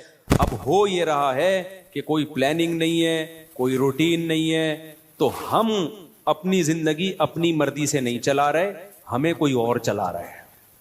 اور پتہ ہے کون ہے؟ اس کو پیار سے شیطان کہا جاتا ہے. ہمیں کون چلا رہا ہے؟ شیطان بتاتا ہے اب اڑ جا, کیونکہ سو سو کے اب تو تھک گیا ہے, تو ہم کہتے ہیں چلو بھائی اب اڑ جاتے ہیں. شیطان بتاتا ہے کہ دوبارہ سو جا. اتوار کو لوگ کیا کرتے ہیں چھٹی والے دن؟ 12 بجے سو کے اٹھیں گے, اس کے بعد حلوہ پوری, وہ نہیں رش ہوتا, اتنا بھاری بھرکم ناشتہ کریں گے کہ آدھے گھنٹے بعد دوبارہ سے غنودگی شروع. لہذا دوبارہ شیطان کیا کہتا ہے؟ اب دوبارہ کیا بنتا ہے؟ سونا بنتا ہے. دوبارہ سو گئے, تو سارا دن سوئے, ساری رات سوئے. تو میرے بھائی خوش رہنا چاہتے ہو نا, تو اپنی روٹین بناؤ اور روٹین کو اپنے تابع رکھو, نہ یہ کہ آپ شیطان کے تابع بن جاؤ. بار بار میں ایک مثال دیتا ہوں, گھوڑے کی لگام اگر آپ کے ہاتھ میں ہوگی تو گھوڑا آپ کی مرضی سے سفر کرے گا. ابھی ہو یہ رہا ہے کہ ہم نے اپنی لگام گھوڑے کے ہاتھ میں پکڑا دی ہے, گھوڑا ہمیں بتاتا ہے کہ تو نے کدھر جانا ہے. بڑے لوگوں کی ایک بڑی زبردست بات ہے کہ اگر آپ کی زندگی گزارنے کی اپنی کوئی پلاننگ نہیں ہوگی تو آپ کسی دوسرے کی پلاننگ کا حصہ بن جاؤ گے. دیکھو یہ چرسی ہیروئنچی ہے نا, ان کی اپنی کوئی پلاننگ نہیں ہوتی زندگی گزارنے کی, یہ ہوتی ہے. اگر انہوں نے پلاننگ سے اوقات طے کیے ہوتے کہ ہم نے یہ کرنا ہے, صبح اٹھ کے یہ کرنا ہے, دوپہر یہ کرنا ہے, شام کو یہ کرنا ہے, اپنی پلاننگ ہوتی تو چرس پیتے ہی ہے. کیا ہو گیا بھائی بولو نا, نہیں پیتے نا, اپنی کوئی پلاننگ نہیں تھی, ایم ہی اٹھ کے ایک دن نکلے, ایک دوست نے چرس پکڑائی. تو اب یہ کس کی پلاننگ کا حصہ بن گئے؟ چرس اور ہیروئن کے جو اسمگلر ہے نا, ان کی پلاننگ تھی ہم نے پیسہ کمانا ہے, تو وہ کروڑ پتی بن گئے کیونکہ ان کی کوئی پلاننگ نہیں تھی. تو یہ لوگ ان کی پلاننگ کا حصہ بن کے انہوں نے اپنا بیڑا غرق کر دیا, ان کو ارب پتی بنا دیا. ہر دفعہ ایسا ہی ہوتا ہے. آپ کی اپنی پلاننگ نہیں ہے کہ میں نے کتنی دیر فیس بک پہ بیٹھنا ہے, کتنی دیر یوٹیوب پہ بیٹھنا ہے, بس آپ نے بیٹھ گئے تو کوئی پلاننگ نہیں ہے. تو آپ دیکھتے جا رہے ہو, دماغ آپ کا خراب ہو رہا ہے. یہ اس نے اس کو گالی دی, اس نے 80 لیٹر کا کارٹون بنا دیا. اپنی کوئی پلاننگ نہیں ہے کہ میں نے دیکھنا کون سا چینل ہے, کتنی دیر دیکھنا ہے, معلوماتی چینل دیکھنا ہے, ادھر ادھر دائیں بائیں چیزیں میں نے نہیں دیکھنی. نیوز بھی ایک حد تک دیکھنی ہے, بس اتنی کافی ہے ہمارے لیے آج کی تاریخ میں. یہ تھوڑی کہ نیوز ہی سنتے چلے جاؤ. کیا تحقیق کرنی آج میں نے؟ اگر نہیں ہے نا تو آپ دیکھتے چلے جاؤ گے. اور جو یوٹیوبرز یا فیس بکیے یا ٹک ٹاکرز ہیں, ان کی پلاننگ تھی کہ ہم نے ویوز بڑھا کے پیسہ کمانا ہے, تو آپ جیسے بے وقوف ان کی پلاننگ کا حصہ, آپ کا نقصان, اور وہ کروڑ پتی بن رہے ہیں. نہیں آئی بات؟ میرا خیال ہے دیکھو یوٹیوبرز ویورز کے لیے کیا کرتے ہیں. فلانے مولوی نے, مفتی طارق مسعود نے آج انجینئر کے پرخچے اڑا دیے, حالانکہ میں نے کہیں نہیں ایسے اڑائے ہوتے. وہ ایک دم وہ لگائے گا نا ایک وہ تھم نیل پہ, ابے تمہیں کیا کرنا ہے پرخچے اڑائے کے نہیں اڑائے. تمہیں کسی مسئلے کی تحقیق کرنی ہے, کسی خاص مسئلے کی, تو تم اس مسئلے کو دیکھو. یار مفتی طارق مسعود نے اس مسئلے, طلاق کے مسئلے کی تحقیق کرنی ہے, یا اور کوئی مسئلہ, یار اس پہ میں سرچ کر رہا ہوں, مجھے ضرورت ہے, یا یہ کاروبار حلال ہے یا نہیں ہے, میں ڈراپ شپنگ کرتا ہوں, اب ڈراپ شپنگ ہے حلال, چلو مفتی طارق مسعود ڈراپ شپنگ لکھ کے سرچ کرو. یہ آپ کی پلاننگ ہوگی, اس میں آپ کو فائدہ ہوگا. لیکن ہو کیا رہا ہے؟ یوٹیوبر اٹریکٹ کرنے کے لیے تھم نیل پہ عنوان لگائے گا, مفتی طارق مسعود دوبارہ جہلم. کل ایسا ہی ہوا, میرے سامنے آتا ہے, میں نہیں دیکھتا کہ یار میں, حالانکہ میں دیکھ سکتا ہوں نا کہ کیا کہا ہے بھائی اس نے. کل ایک میرے سامنے سے ویڈیو گزری, اس پہ لکھا مفتی طارق مسعود دوبارہ جہلم پہنچ گئے. میں کراچی میں بیٹھ کے دیکھ رہا ہوں, میرا بھی دل چاہ رہا تھا نا میں کلک کروں. کیا خیال ہے یار میرے بارے میں جھوٹ کیوں بولا, کیا بولا, لیکن میں نہیں کیا کلک. میں نے کہا وہ بے وقوف ہے, ہم تھوڑی بے وقوف ہیں بھائی, ہمیں پتہ ہے جھوٹ ہے. جھوٹ آگے ہو سکتا ہے اندر جو مضمون ہو وہ یہ ہو کہ جانا چاہ رہے تھے لیکن نہیں گئے, ہو سکتا ہے یہ لکھا ہوا اس نے. یہ لکھا ہوا ہو. لیکن سچ لکھا ہے جھوٹ لکھا ہے, میں کیا کروں گا؟ میرا تو ٹائم ویسٹ ہوگا نا, میں کام کی چیز دیکھوں نا. لیکن میں نے ویوز دیکھے پبلک کا رجحان دیکھنے کے لیے کہ پتہ نہیں کتنے ویوز آئے ہوئے تھے اس پہ, اور جا کے لے کے کمنٹس میں گالیاں دی ہوں گی لوگوں نے کہ بھائی کیا کر رہا ہے, جھوٹ کیوں بول رہا ہے.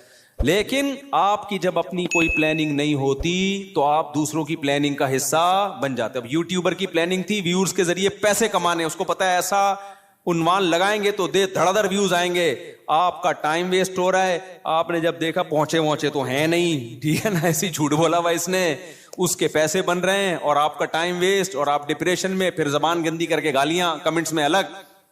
تو ان تمام چیزوں کا آپ کو کچھ بھی حاصل نہیں ہوا, اس لیے کہ آپ کی پہلے سے کوئی پلاننگ تھی نہیں کہ کیا چیز دیکھنے کی ہے اور کیا چیز دیکھنے کی نہیں. آپ کی تھی نہیں, بس آپ نے جا کے. تو اصول یاد رکھو, آپ کی اپنا لائف سٹائل نہیں ہوگا تو آپ ہمیشہ دوسرے کے لائف کا حصہ بن جاؤ, اس کی ترقی کا حصہ بن جاؤ گے. کیونکہ دیکھو شیطان ہر وقت پلاننگ میں لگا ہوا ہے. یا تو ہوتا نا شیطان بھی پلاننگ نہ کر رہا ہوتا, ہم بھی پلاننگ نہ کرتے, تو نہ ہمیں کوئی نقصان ہوتا نہ شیطان کو کوئی فائدہ ہوتا, نہ ہمیں فائدہ ہوتا نہ نقصان ہوتا. لیکن ہو یہ رہا ہے کہ ہم اگر پلاننگ نہیں کرتے تو ہماری پلاننگ کون کر دیتا ہے؟ شیطان. اس نے بنا کے بیٹھا ہوتا ہے, فارغ ترین آدمی ہے تو اس کو اب اس کام میں لگاؤ, ٹھیک ہے نا. تو یہ بہت اہم بات ہے. تو اپنے جو لائف سٹائل کو چینج کریں, ان میں اس کی معمولات کی ابتدا کہاں سے ہوگی؟ نماز سے. سمجھتے ہوگے نہیں سمجھتے؟ ابتدا کہاں سے ہوگی یار؟ سب سے پہلے کیا کرنا ہے؟ نماز ٹھیک کرنی. اب شیطان دوسرا حملہ کرے گا آپ کے اوپر, شیطان سے بڑی فلم اس کائنات میں پیدا نہیں ہوئی ہے. شیطان کہے گا ٹھیک ہے پہلے نماز تو شروع کر لے, پھر باقی چیزیں چرس بات میں چھوڑ دینا. اور یہ جو گٹر کے ڈھکن پر پوری رات بیٹھا رہتا ہے, یا انٹرنیٹ پر 6 گھنٹے بیٹھا رہتا ہے, ہر وقت ٹک ٹاک پہ بیٹھا رہتا ہے, یہ اگلے اسٹیپ میں. پہلے نماز, تو نہ نماز صحیح ہوگی نہ اگلا اسٹیپ شروع ہوگا. یہ ایسا ہی ہے جیسے ہم کہتے تھے ہفتے کے دن سے ہم پڑھائی شروع کریں گے.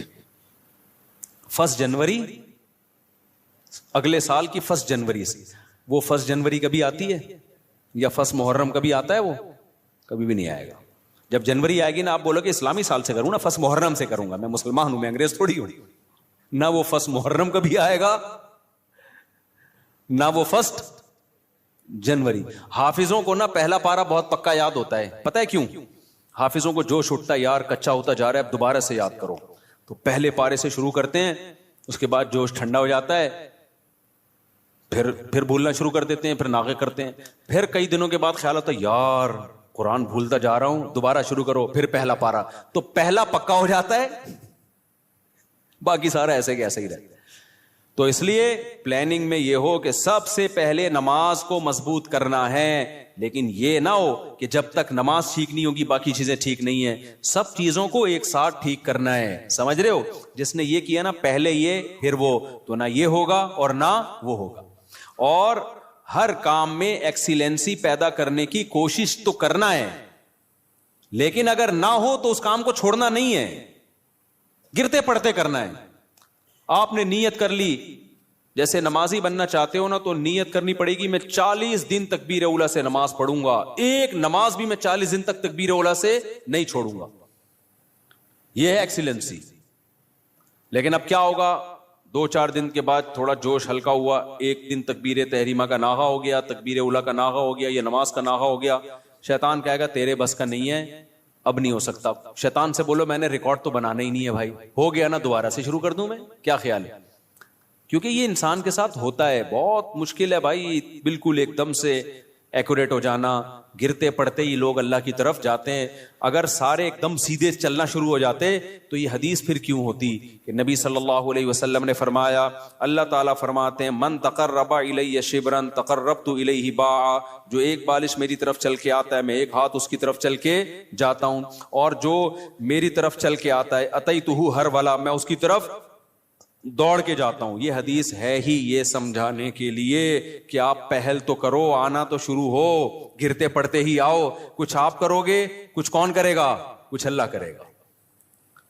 تو کیا کرنا ہے بھائی, اپنے شیڈول کو, اپنے اسکیجول کو تبدیل کرنے کے لیے سب سے پہلے ابتدا کہاں سے کرنی ہے؟ نماز سے. بھائی اب زندگی میں نماز کبھی بھی نہیں چھوٹے گی.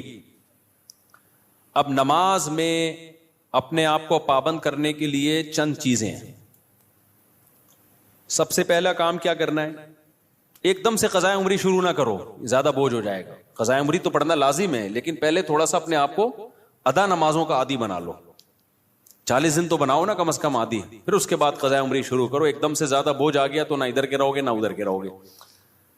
ایک دم سے نا ایک دم امام مہدی بننے کی کوشش کرتے ہیں لوگ, ایسے ایک دم صوفی بنے گا, جا رہا ہے قضاء عمری بھی چل رہی ہے ساتھ ساتھ, آج لگتا ہے کہ بس یہ کہاں پہنچ گیا ہے. وہ بخار ہوتا ہے, چند دنوں میں وہ کافور ہو جاتا ہے, اڑ جاتا ہے وہ. تو نماز کا عادی بنانے کے لیے کرنا کیا ہے؟ اپنے اوپر کوئی جرمانہ رکھنا ہے, سزا رکھنی ہے.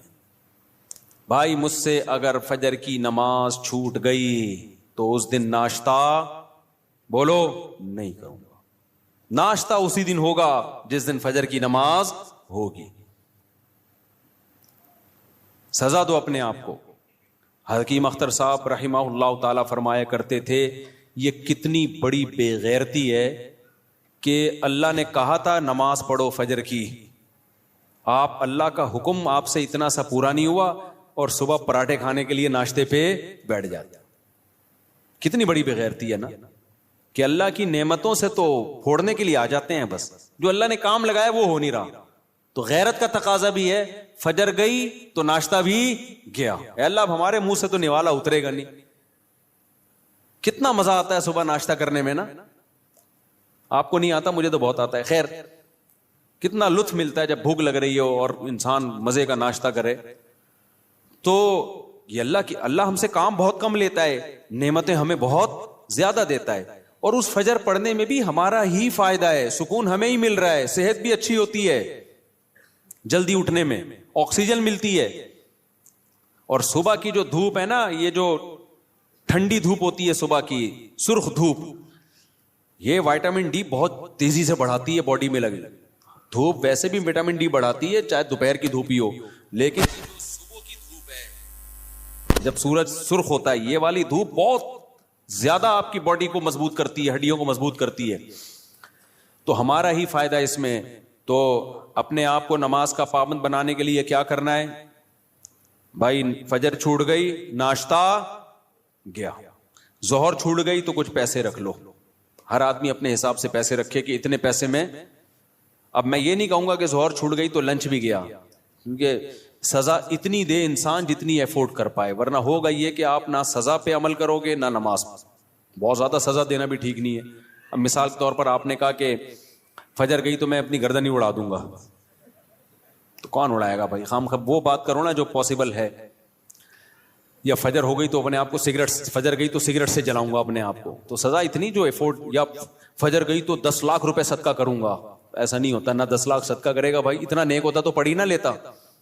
تو سزا اتنی ہونی چاہیے جو اتنی ہلکی بھی نہ ہو کہ کوئی تکلیف ہی نہ ہو, اور اتنی بھاری بھی نہ ہو کہ سزا ہی نہ دی جا سکے. وہ ہر آدمی خود فیصلہ کرے اپنے بارے میں.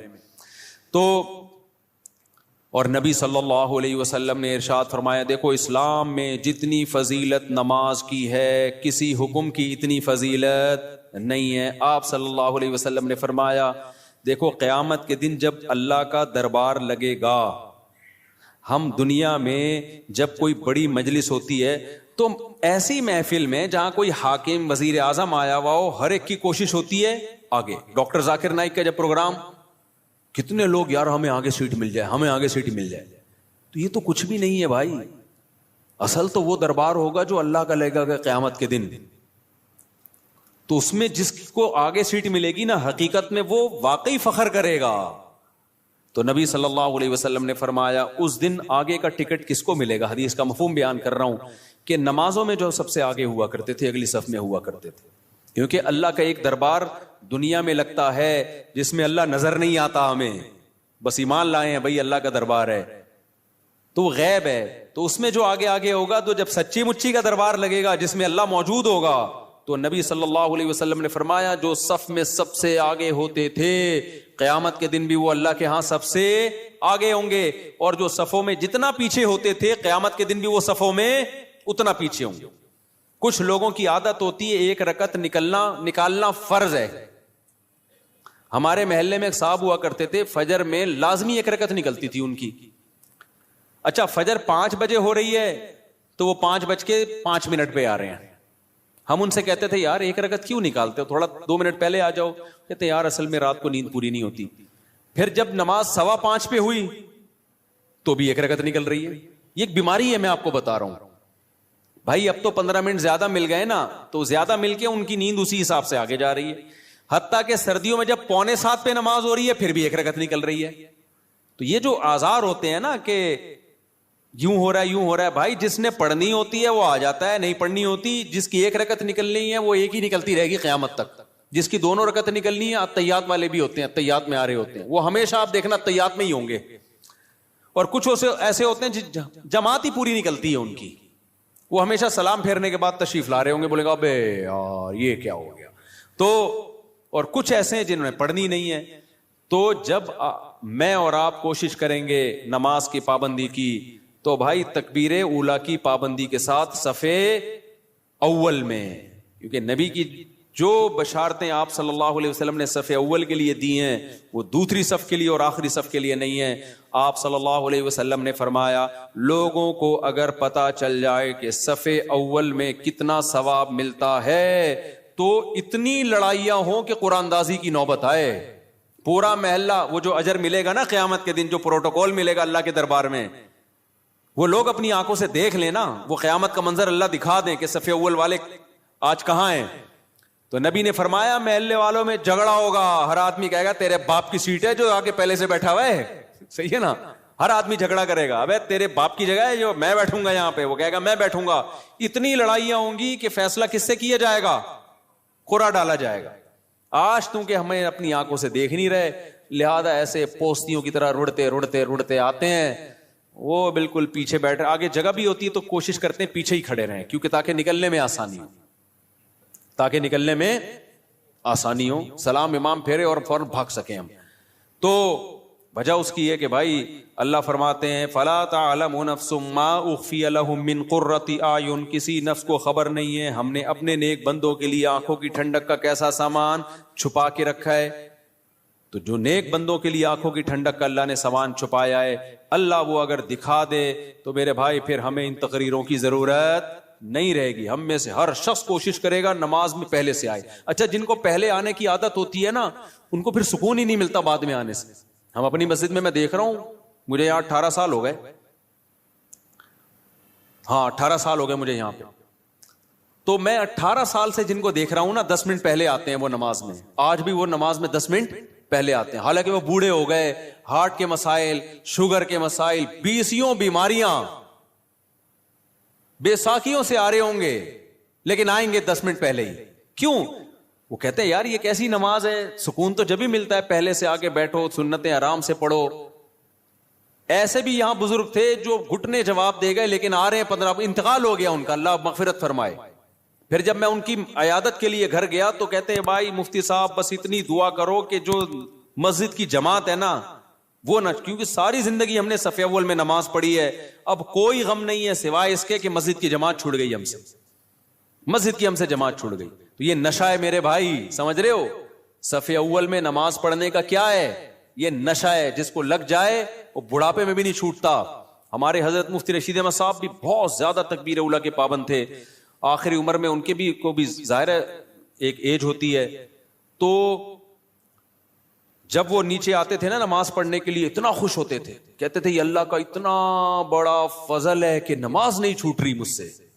تو جن کو نشہ ہو جائے ان سے پھر یہ صف اول نہیں چھوٹتی. تو ایسا نشہ پیدا کر دو اپنے اندر. نشہ کب ہوتا ہے؟ جب عادت پڑ جائے نا, لت پڑ جائے, تو صف اول کی عادت ڈال دو. رمضان میں ہم دیکھتے ہیں جن کو تراویح میں صف اول میں تراویح پڑھنے کی عادت ہے نا, 15 منٹ پہلے آئیں گے, اپنا رومال بچھایا بیٹھ گئے وہاں. کیوں؟ کہتے ہیں یار مزہ ہی نہیں ہے پیچھے کھڑے ہو کے نماز پڑھنے کا. اور یہ لوگ زیادہ سکون سے نماز پڑھ لیتے ہیں. اور جو کنفیوز ہوتے ہیں آج پڑھنی ہے کہ نہیں پڑھنی, تو وہ آئے گا پہلے بیٹھے گا, پیچھے وضو میں بیٹھا رہے گا, نلکا کھول کے ہاتھ صاف کرتا رہے گا ایسے, پھر کوئی باتیں کرے گا, پھر پیچھے ٹیک لگا کے بیٹھ جائے گا, چلو 2-4 رکعتیں نکل جائیں کیا ہیں, پھر 1-8 رکعت میں رکوع میں جب امام جائے گا تو شامل ہو جائے گا. تو اس سے آپ کا دل ہی نہیں لگے گا نماز میں. تو کام وہی اچھا ہوتا ہے جو پابندی کے ساتھ اور مکمل فوکس بنا کے کیا جائے.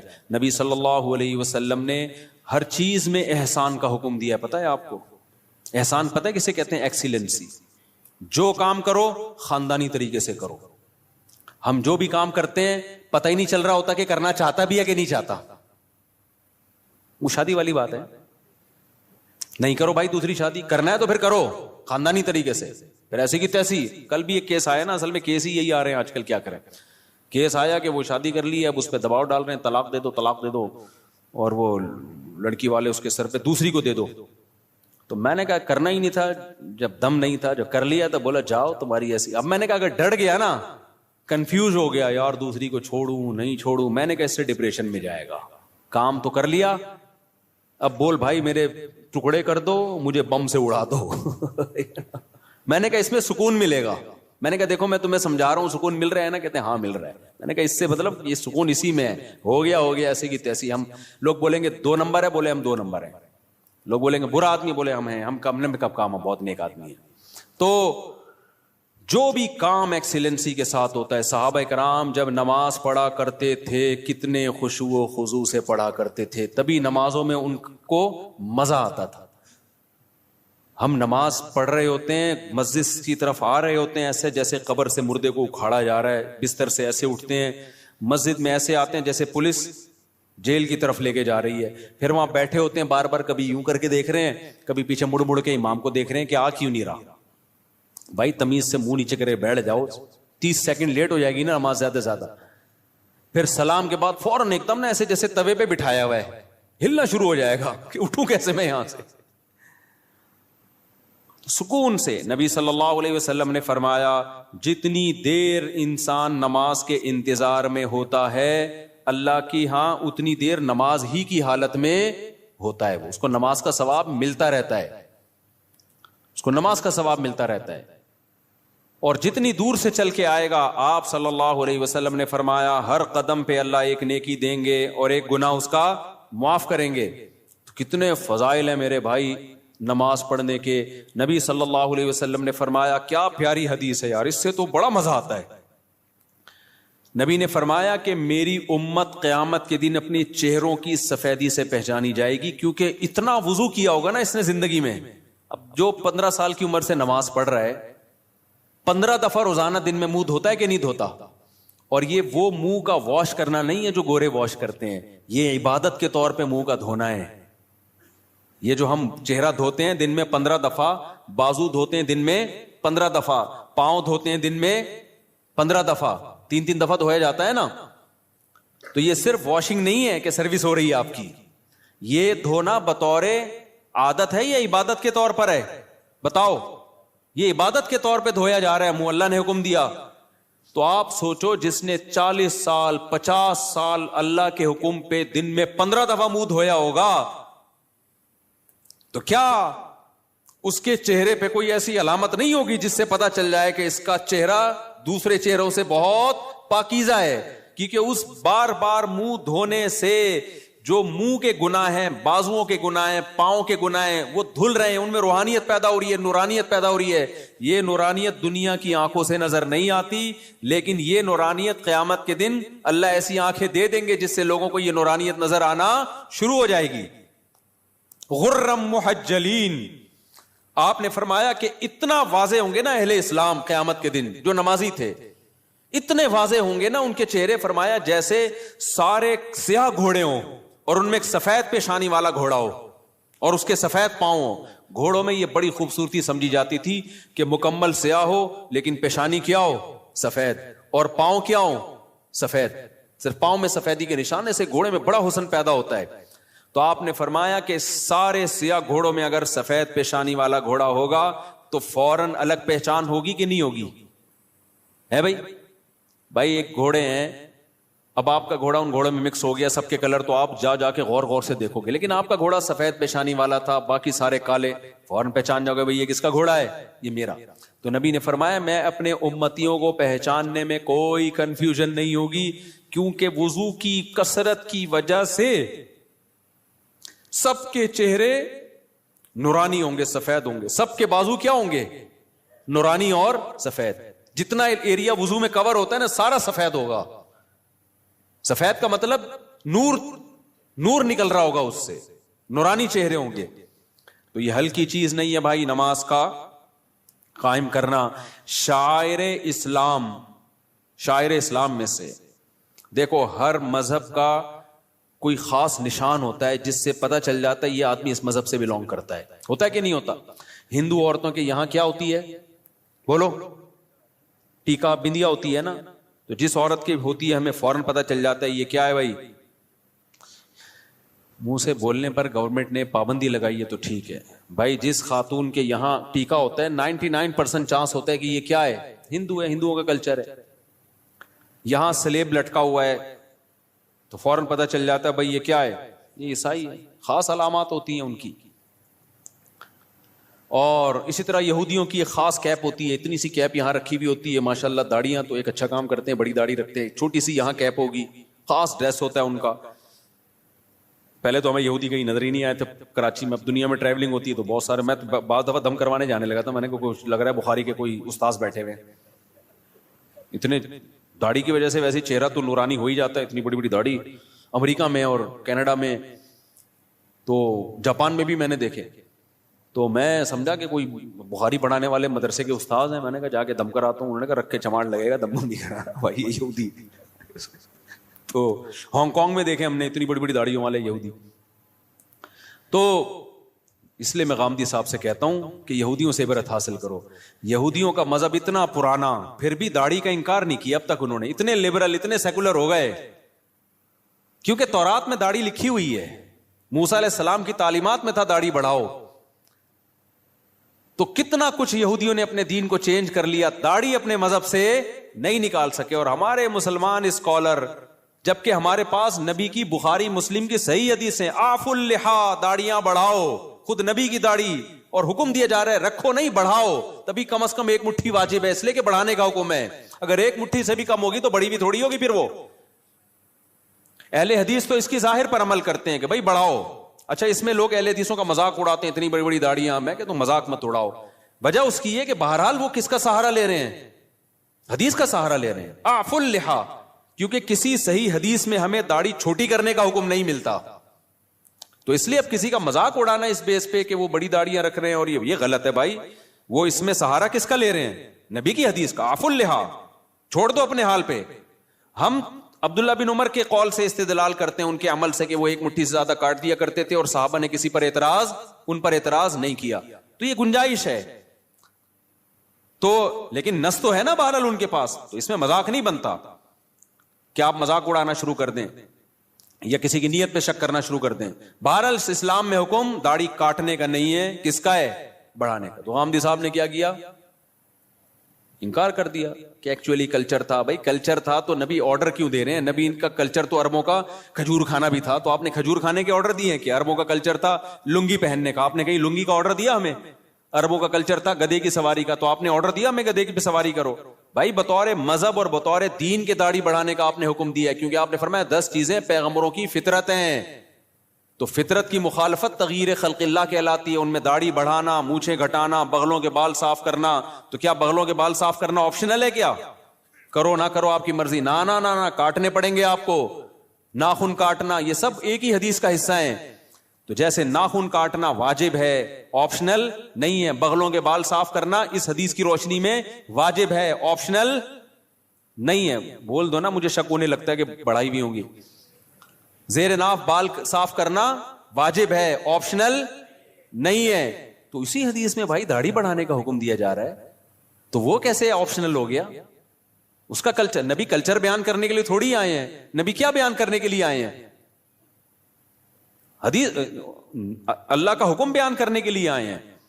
تو جب تک اس کے خلاف کوئی دلیل نہ ہو، اس کو اللہ کا آرڈر اور اللہ کا حکم ہی سمجھا جائے گا.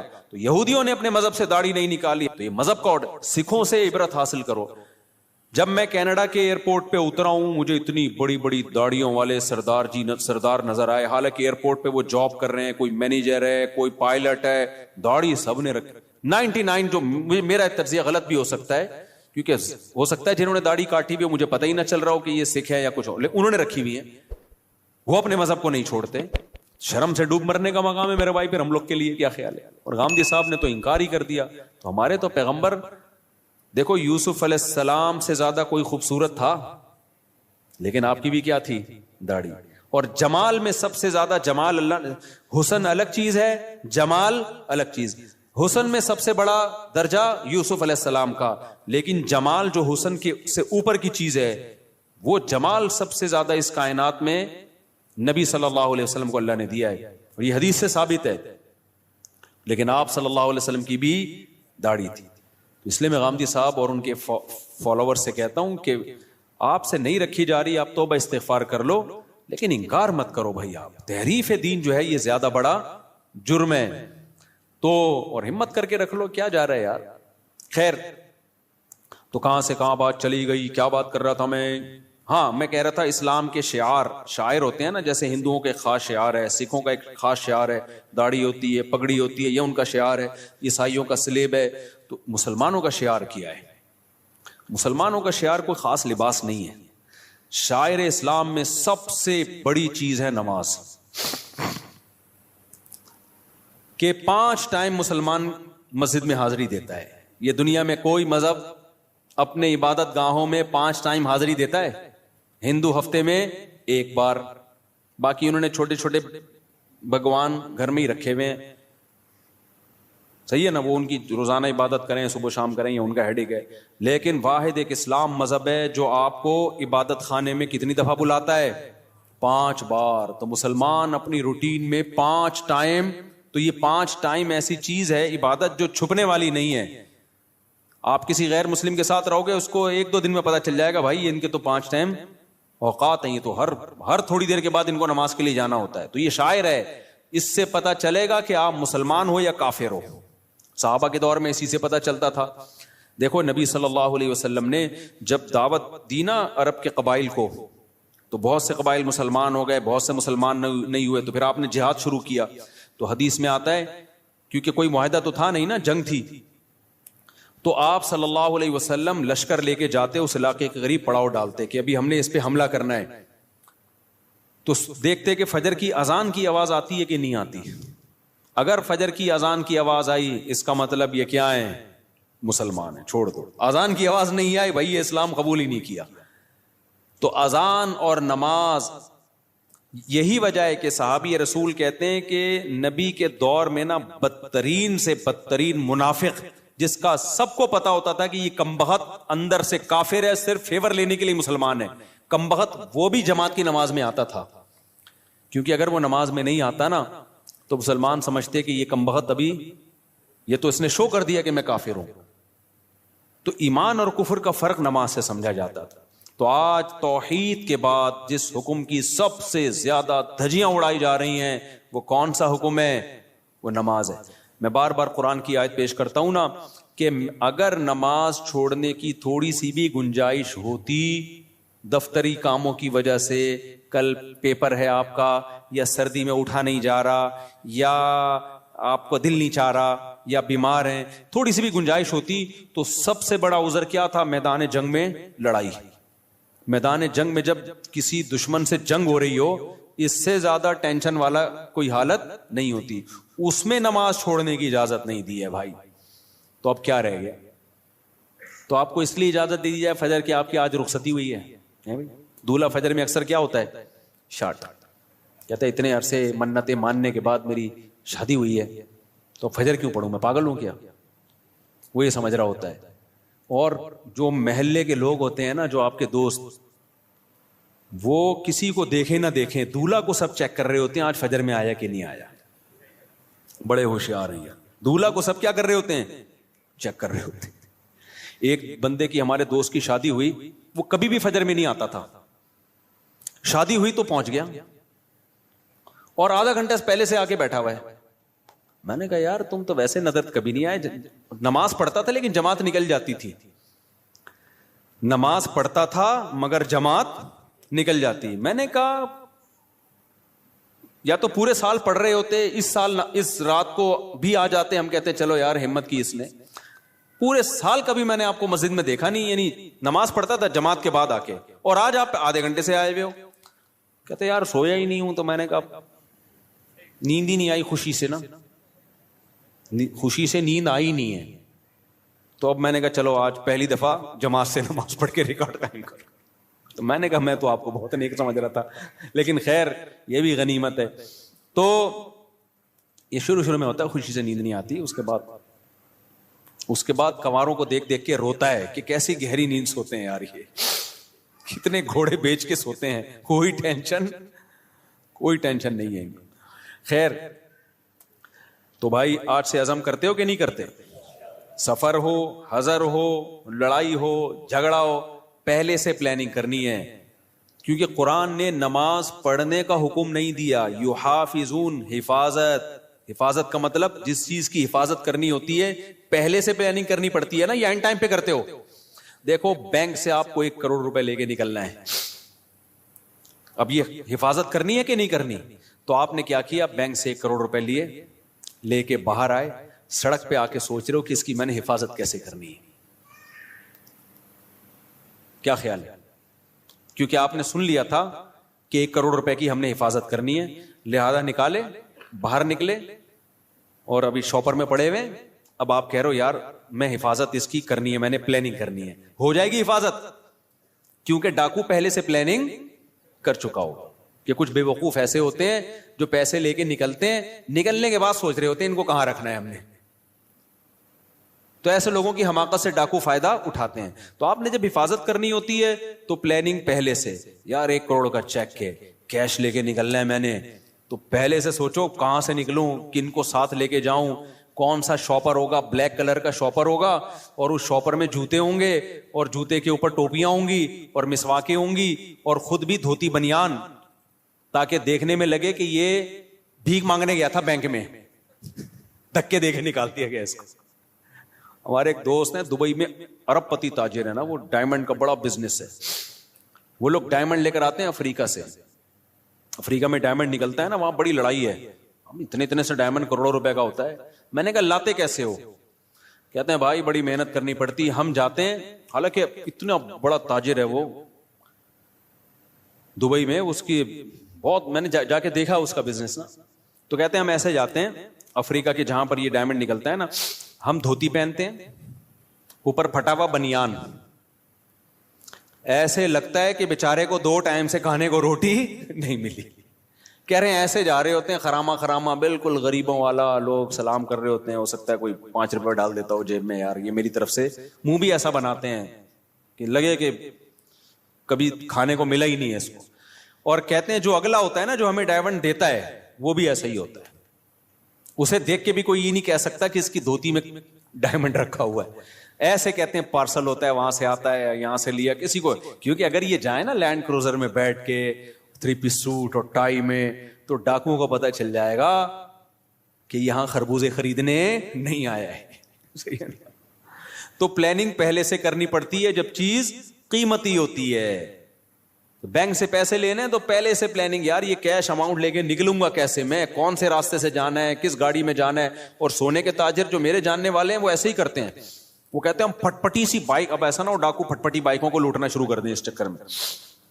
کہہ رہے ہم جب زیادہ گولڈ لے کے جاتے ہیں ایسی پٹپٹی سی بائک ہوتی ہے, اور بالکل ہی ایسے ہولیا ہوتا ہے, جا رہے ہوتے ہیں, کوئی بھی نہیں روکتا ہمیں. تو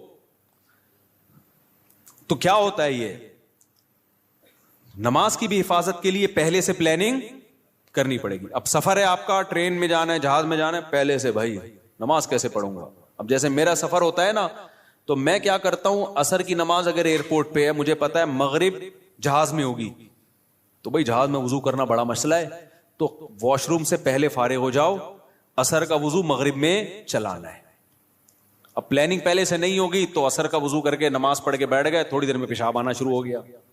اب جہاز میں اٹھ کے جانا, پھر واش روم یوز کرنا, پھر وضو کرنا, آسان کام نہیں ہے بھائی. بعض دفعہ وہ اٹھ رہی, سیٹ بیلٹ لگا کے بیٹھو بھائی جہاز میں, جہاز ان ٹربل, صحیح ہے نا, یا ابھی سیٹ بیلٹ کھولنے کا آرڈر ہی نہیں آیا تو نماز قضا ہونے کا خطرہ ہوتا ہے. پھر کتنے بج کے کتنے منٹ پہ جہاز میں نے بتایا تھا نا, ایک حلال ٹرپ کے نام سے ایک ایپ آئی ہے. اچھا, اس پہ لوگوں کے کمنٹس تھے کہ مفتی صاحب کو حلال ٹرپ والوں نے پیسے دیے ہوئے ہیں. اللہ کی قسم اٹھا کے بولتا ہوں, حلال ٹرپ کے فرشتوں کو بھی خبر نہیں ہے, صحیح ہے, نہ اس کمپنی نے مجھے 1 روپیہ بھی نہیں دیا, نہ میں نے ان سے پوچھا. مجھے تو چونکہ وہ ایک اچھی ایپ لگی, بھائی نماز ضائع ہونے سے بچانے کے لیے نمازوں کی ٹائمنگ جہازوں میں اس سے پتہ چل جاتی ہے، اس لیے میں نے بتا دیا. تو اگر وہ مجھ سے ایگریمنٹ کرتے ہیں نا تو میں تو اناؤنسمنٹ کرتا ہی نہیں پھر، کیونکہ پھر میرے اوپر سوالیہ نشان ہوتا، میرا اپنا ضمیر ملامت کرتا، بھائی تو پیسوں کے چکر میں لوگوں کو گائیڈ کر رہا ہے، نماز کا منجن بیچ رہا ہے تو نماز کے نام پہ. تو چونکہ کوئی ایسا کوئی ایگریمنٹ ہی نہیں ہے تو میں نے فائدے کی چیز ہے. اور بھی بہت ساری ایپ ہوں گی، یہ ایپ مجھے لگی بہتر ہے. تو پہلے سے پلاننگ کرو. فجر پڑھنی ہے تو رات کو جلدی سونا پڑے گا، سمجھ رہے ہو؟ تو یہ ساری، تو اللہ نے فرمایا کہ آدھی ڈپریشن آپ کی اس سے دور ہو جائے گی، آپ کو زندگی میں لطف آنا شروع ہوگا، مزہ آنا شروع ہوگا. پھر اللہ سے تعلق جیسے جیسے بنے گا، جتنا مضبوط ہوگا، زندگی میں سکون بڑھتا چلا جائے گا. اللہ تعالیٰ سمجھنے کی، عمل کی توفیق عطا فرمائے. نماز کے بعد تھوڑی دیر سوال جواب کا سیشن ہوگا، جو بیٹھنا چاہیں بیٹھ سکتے ہیں، جانا چاہیں جا سکتے ہیں.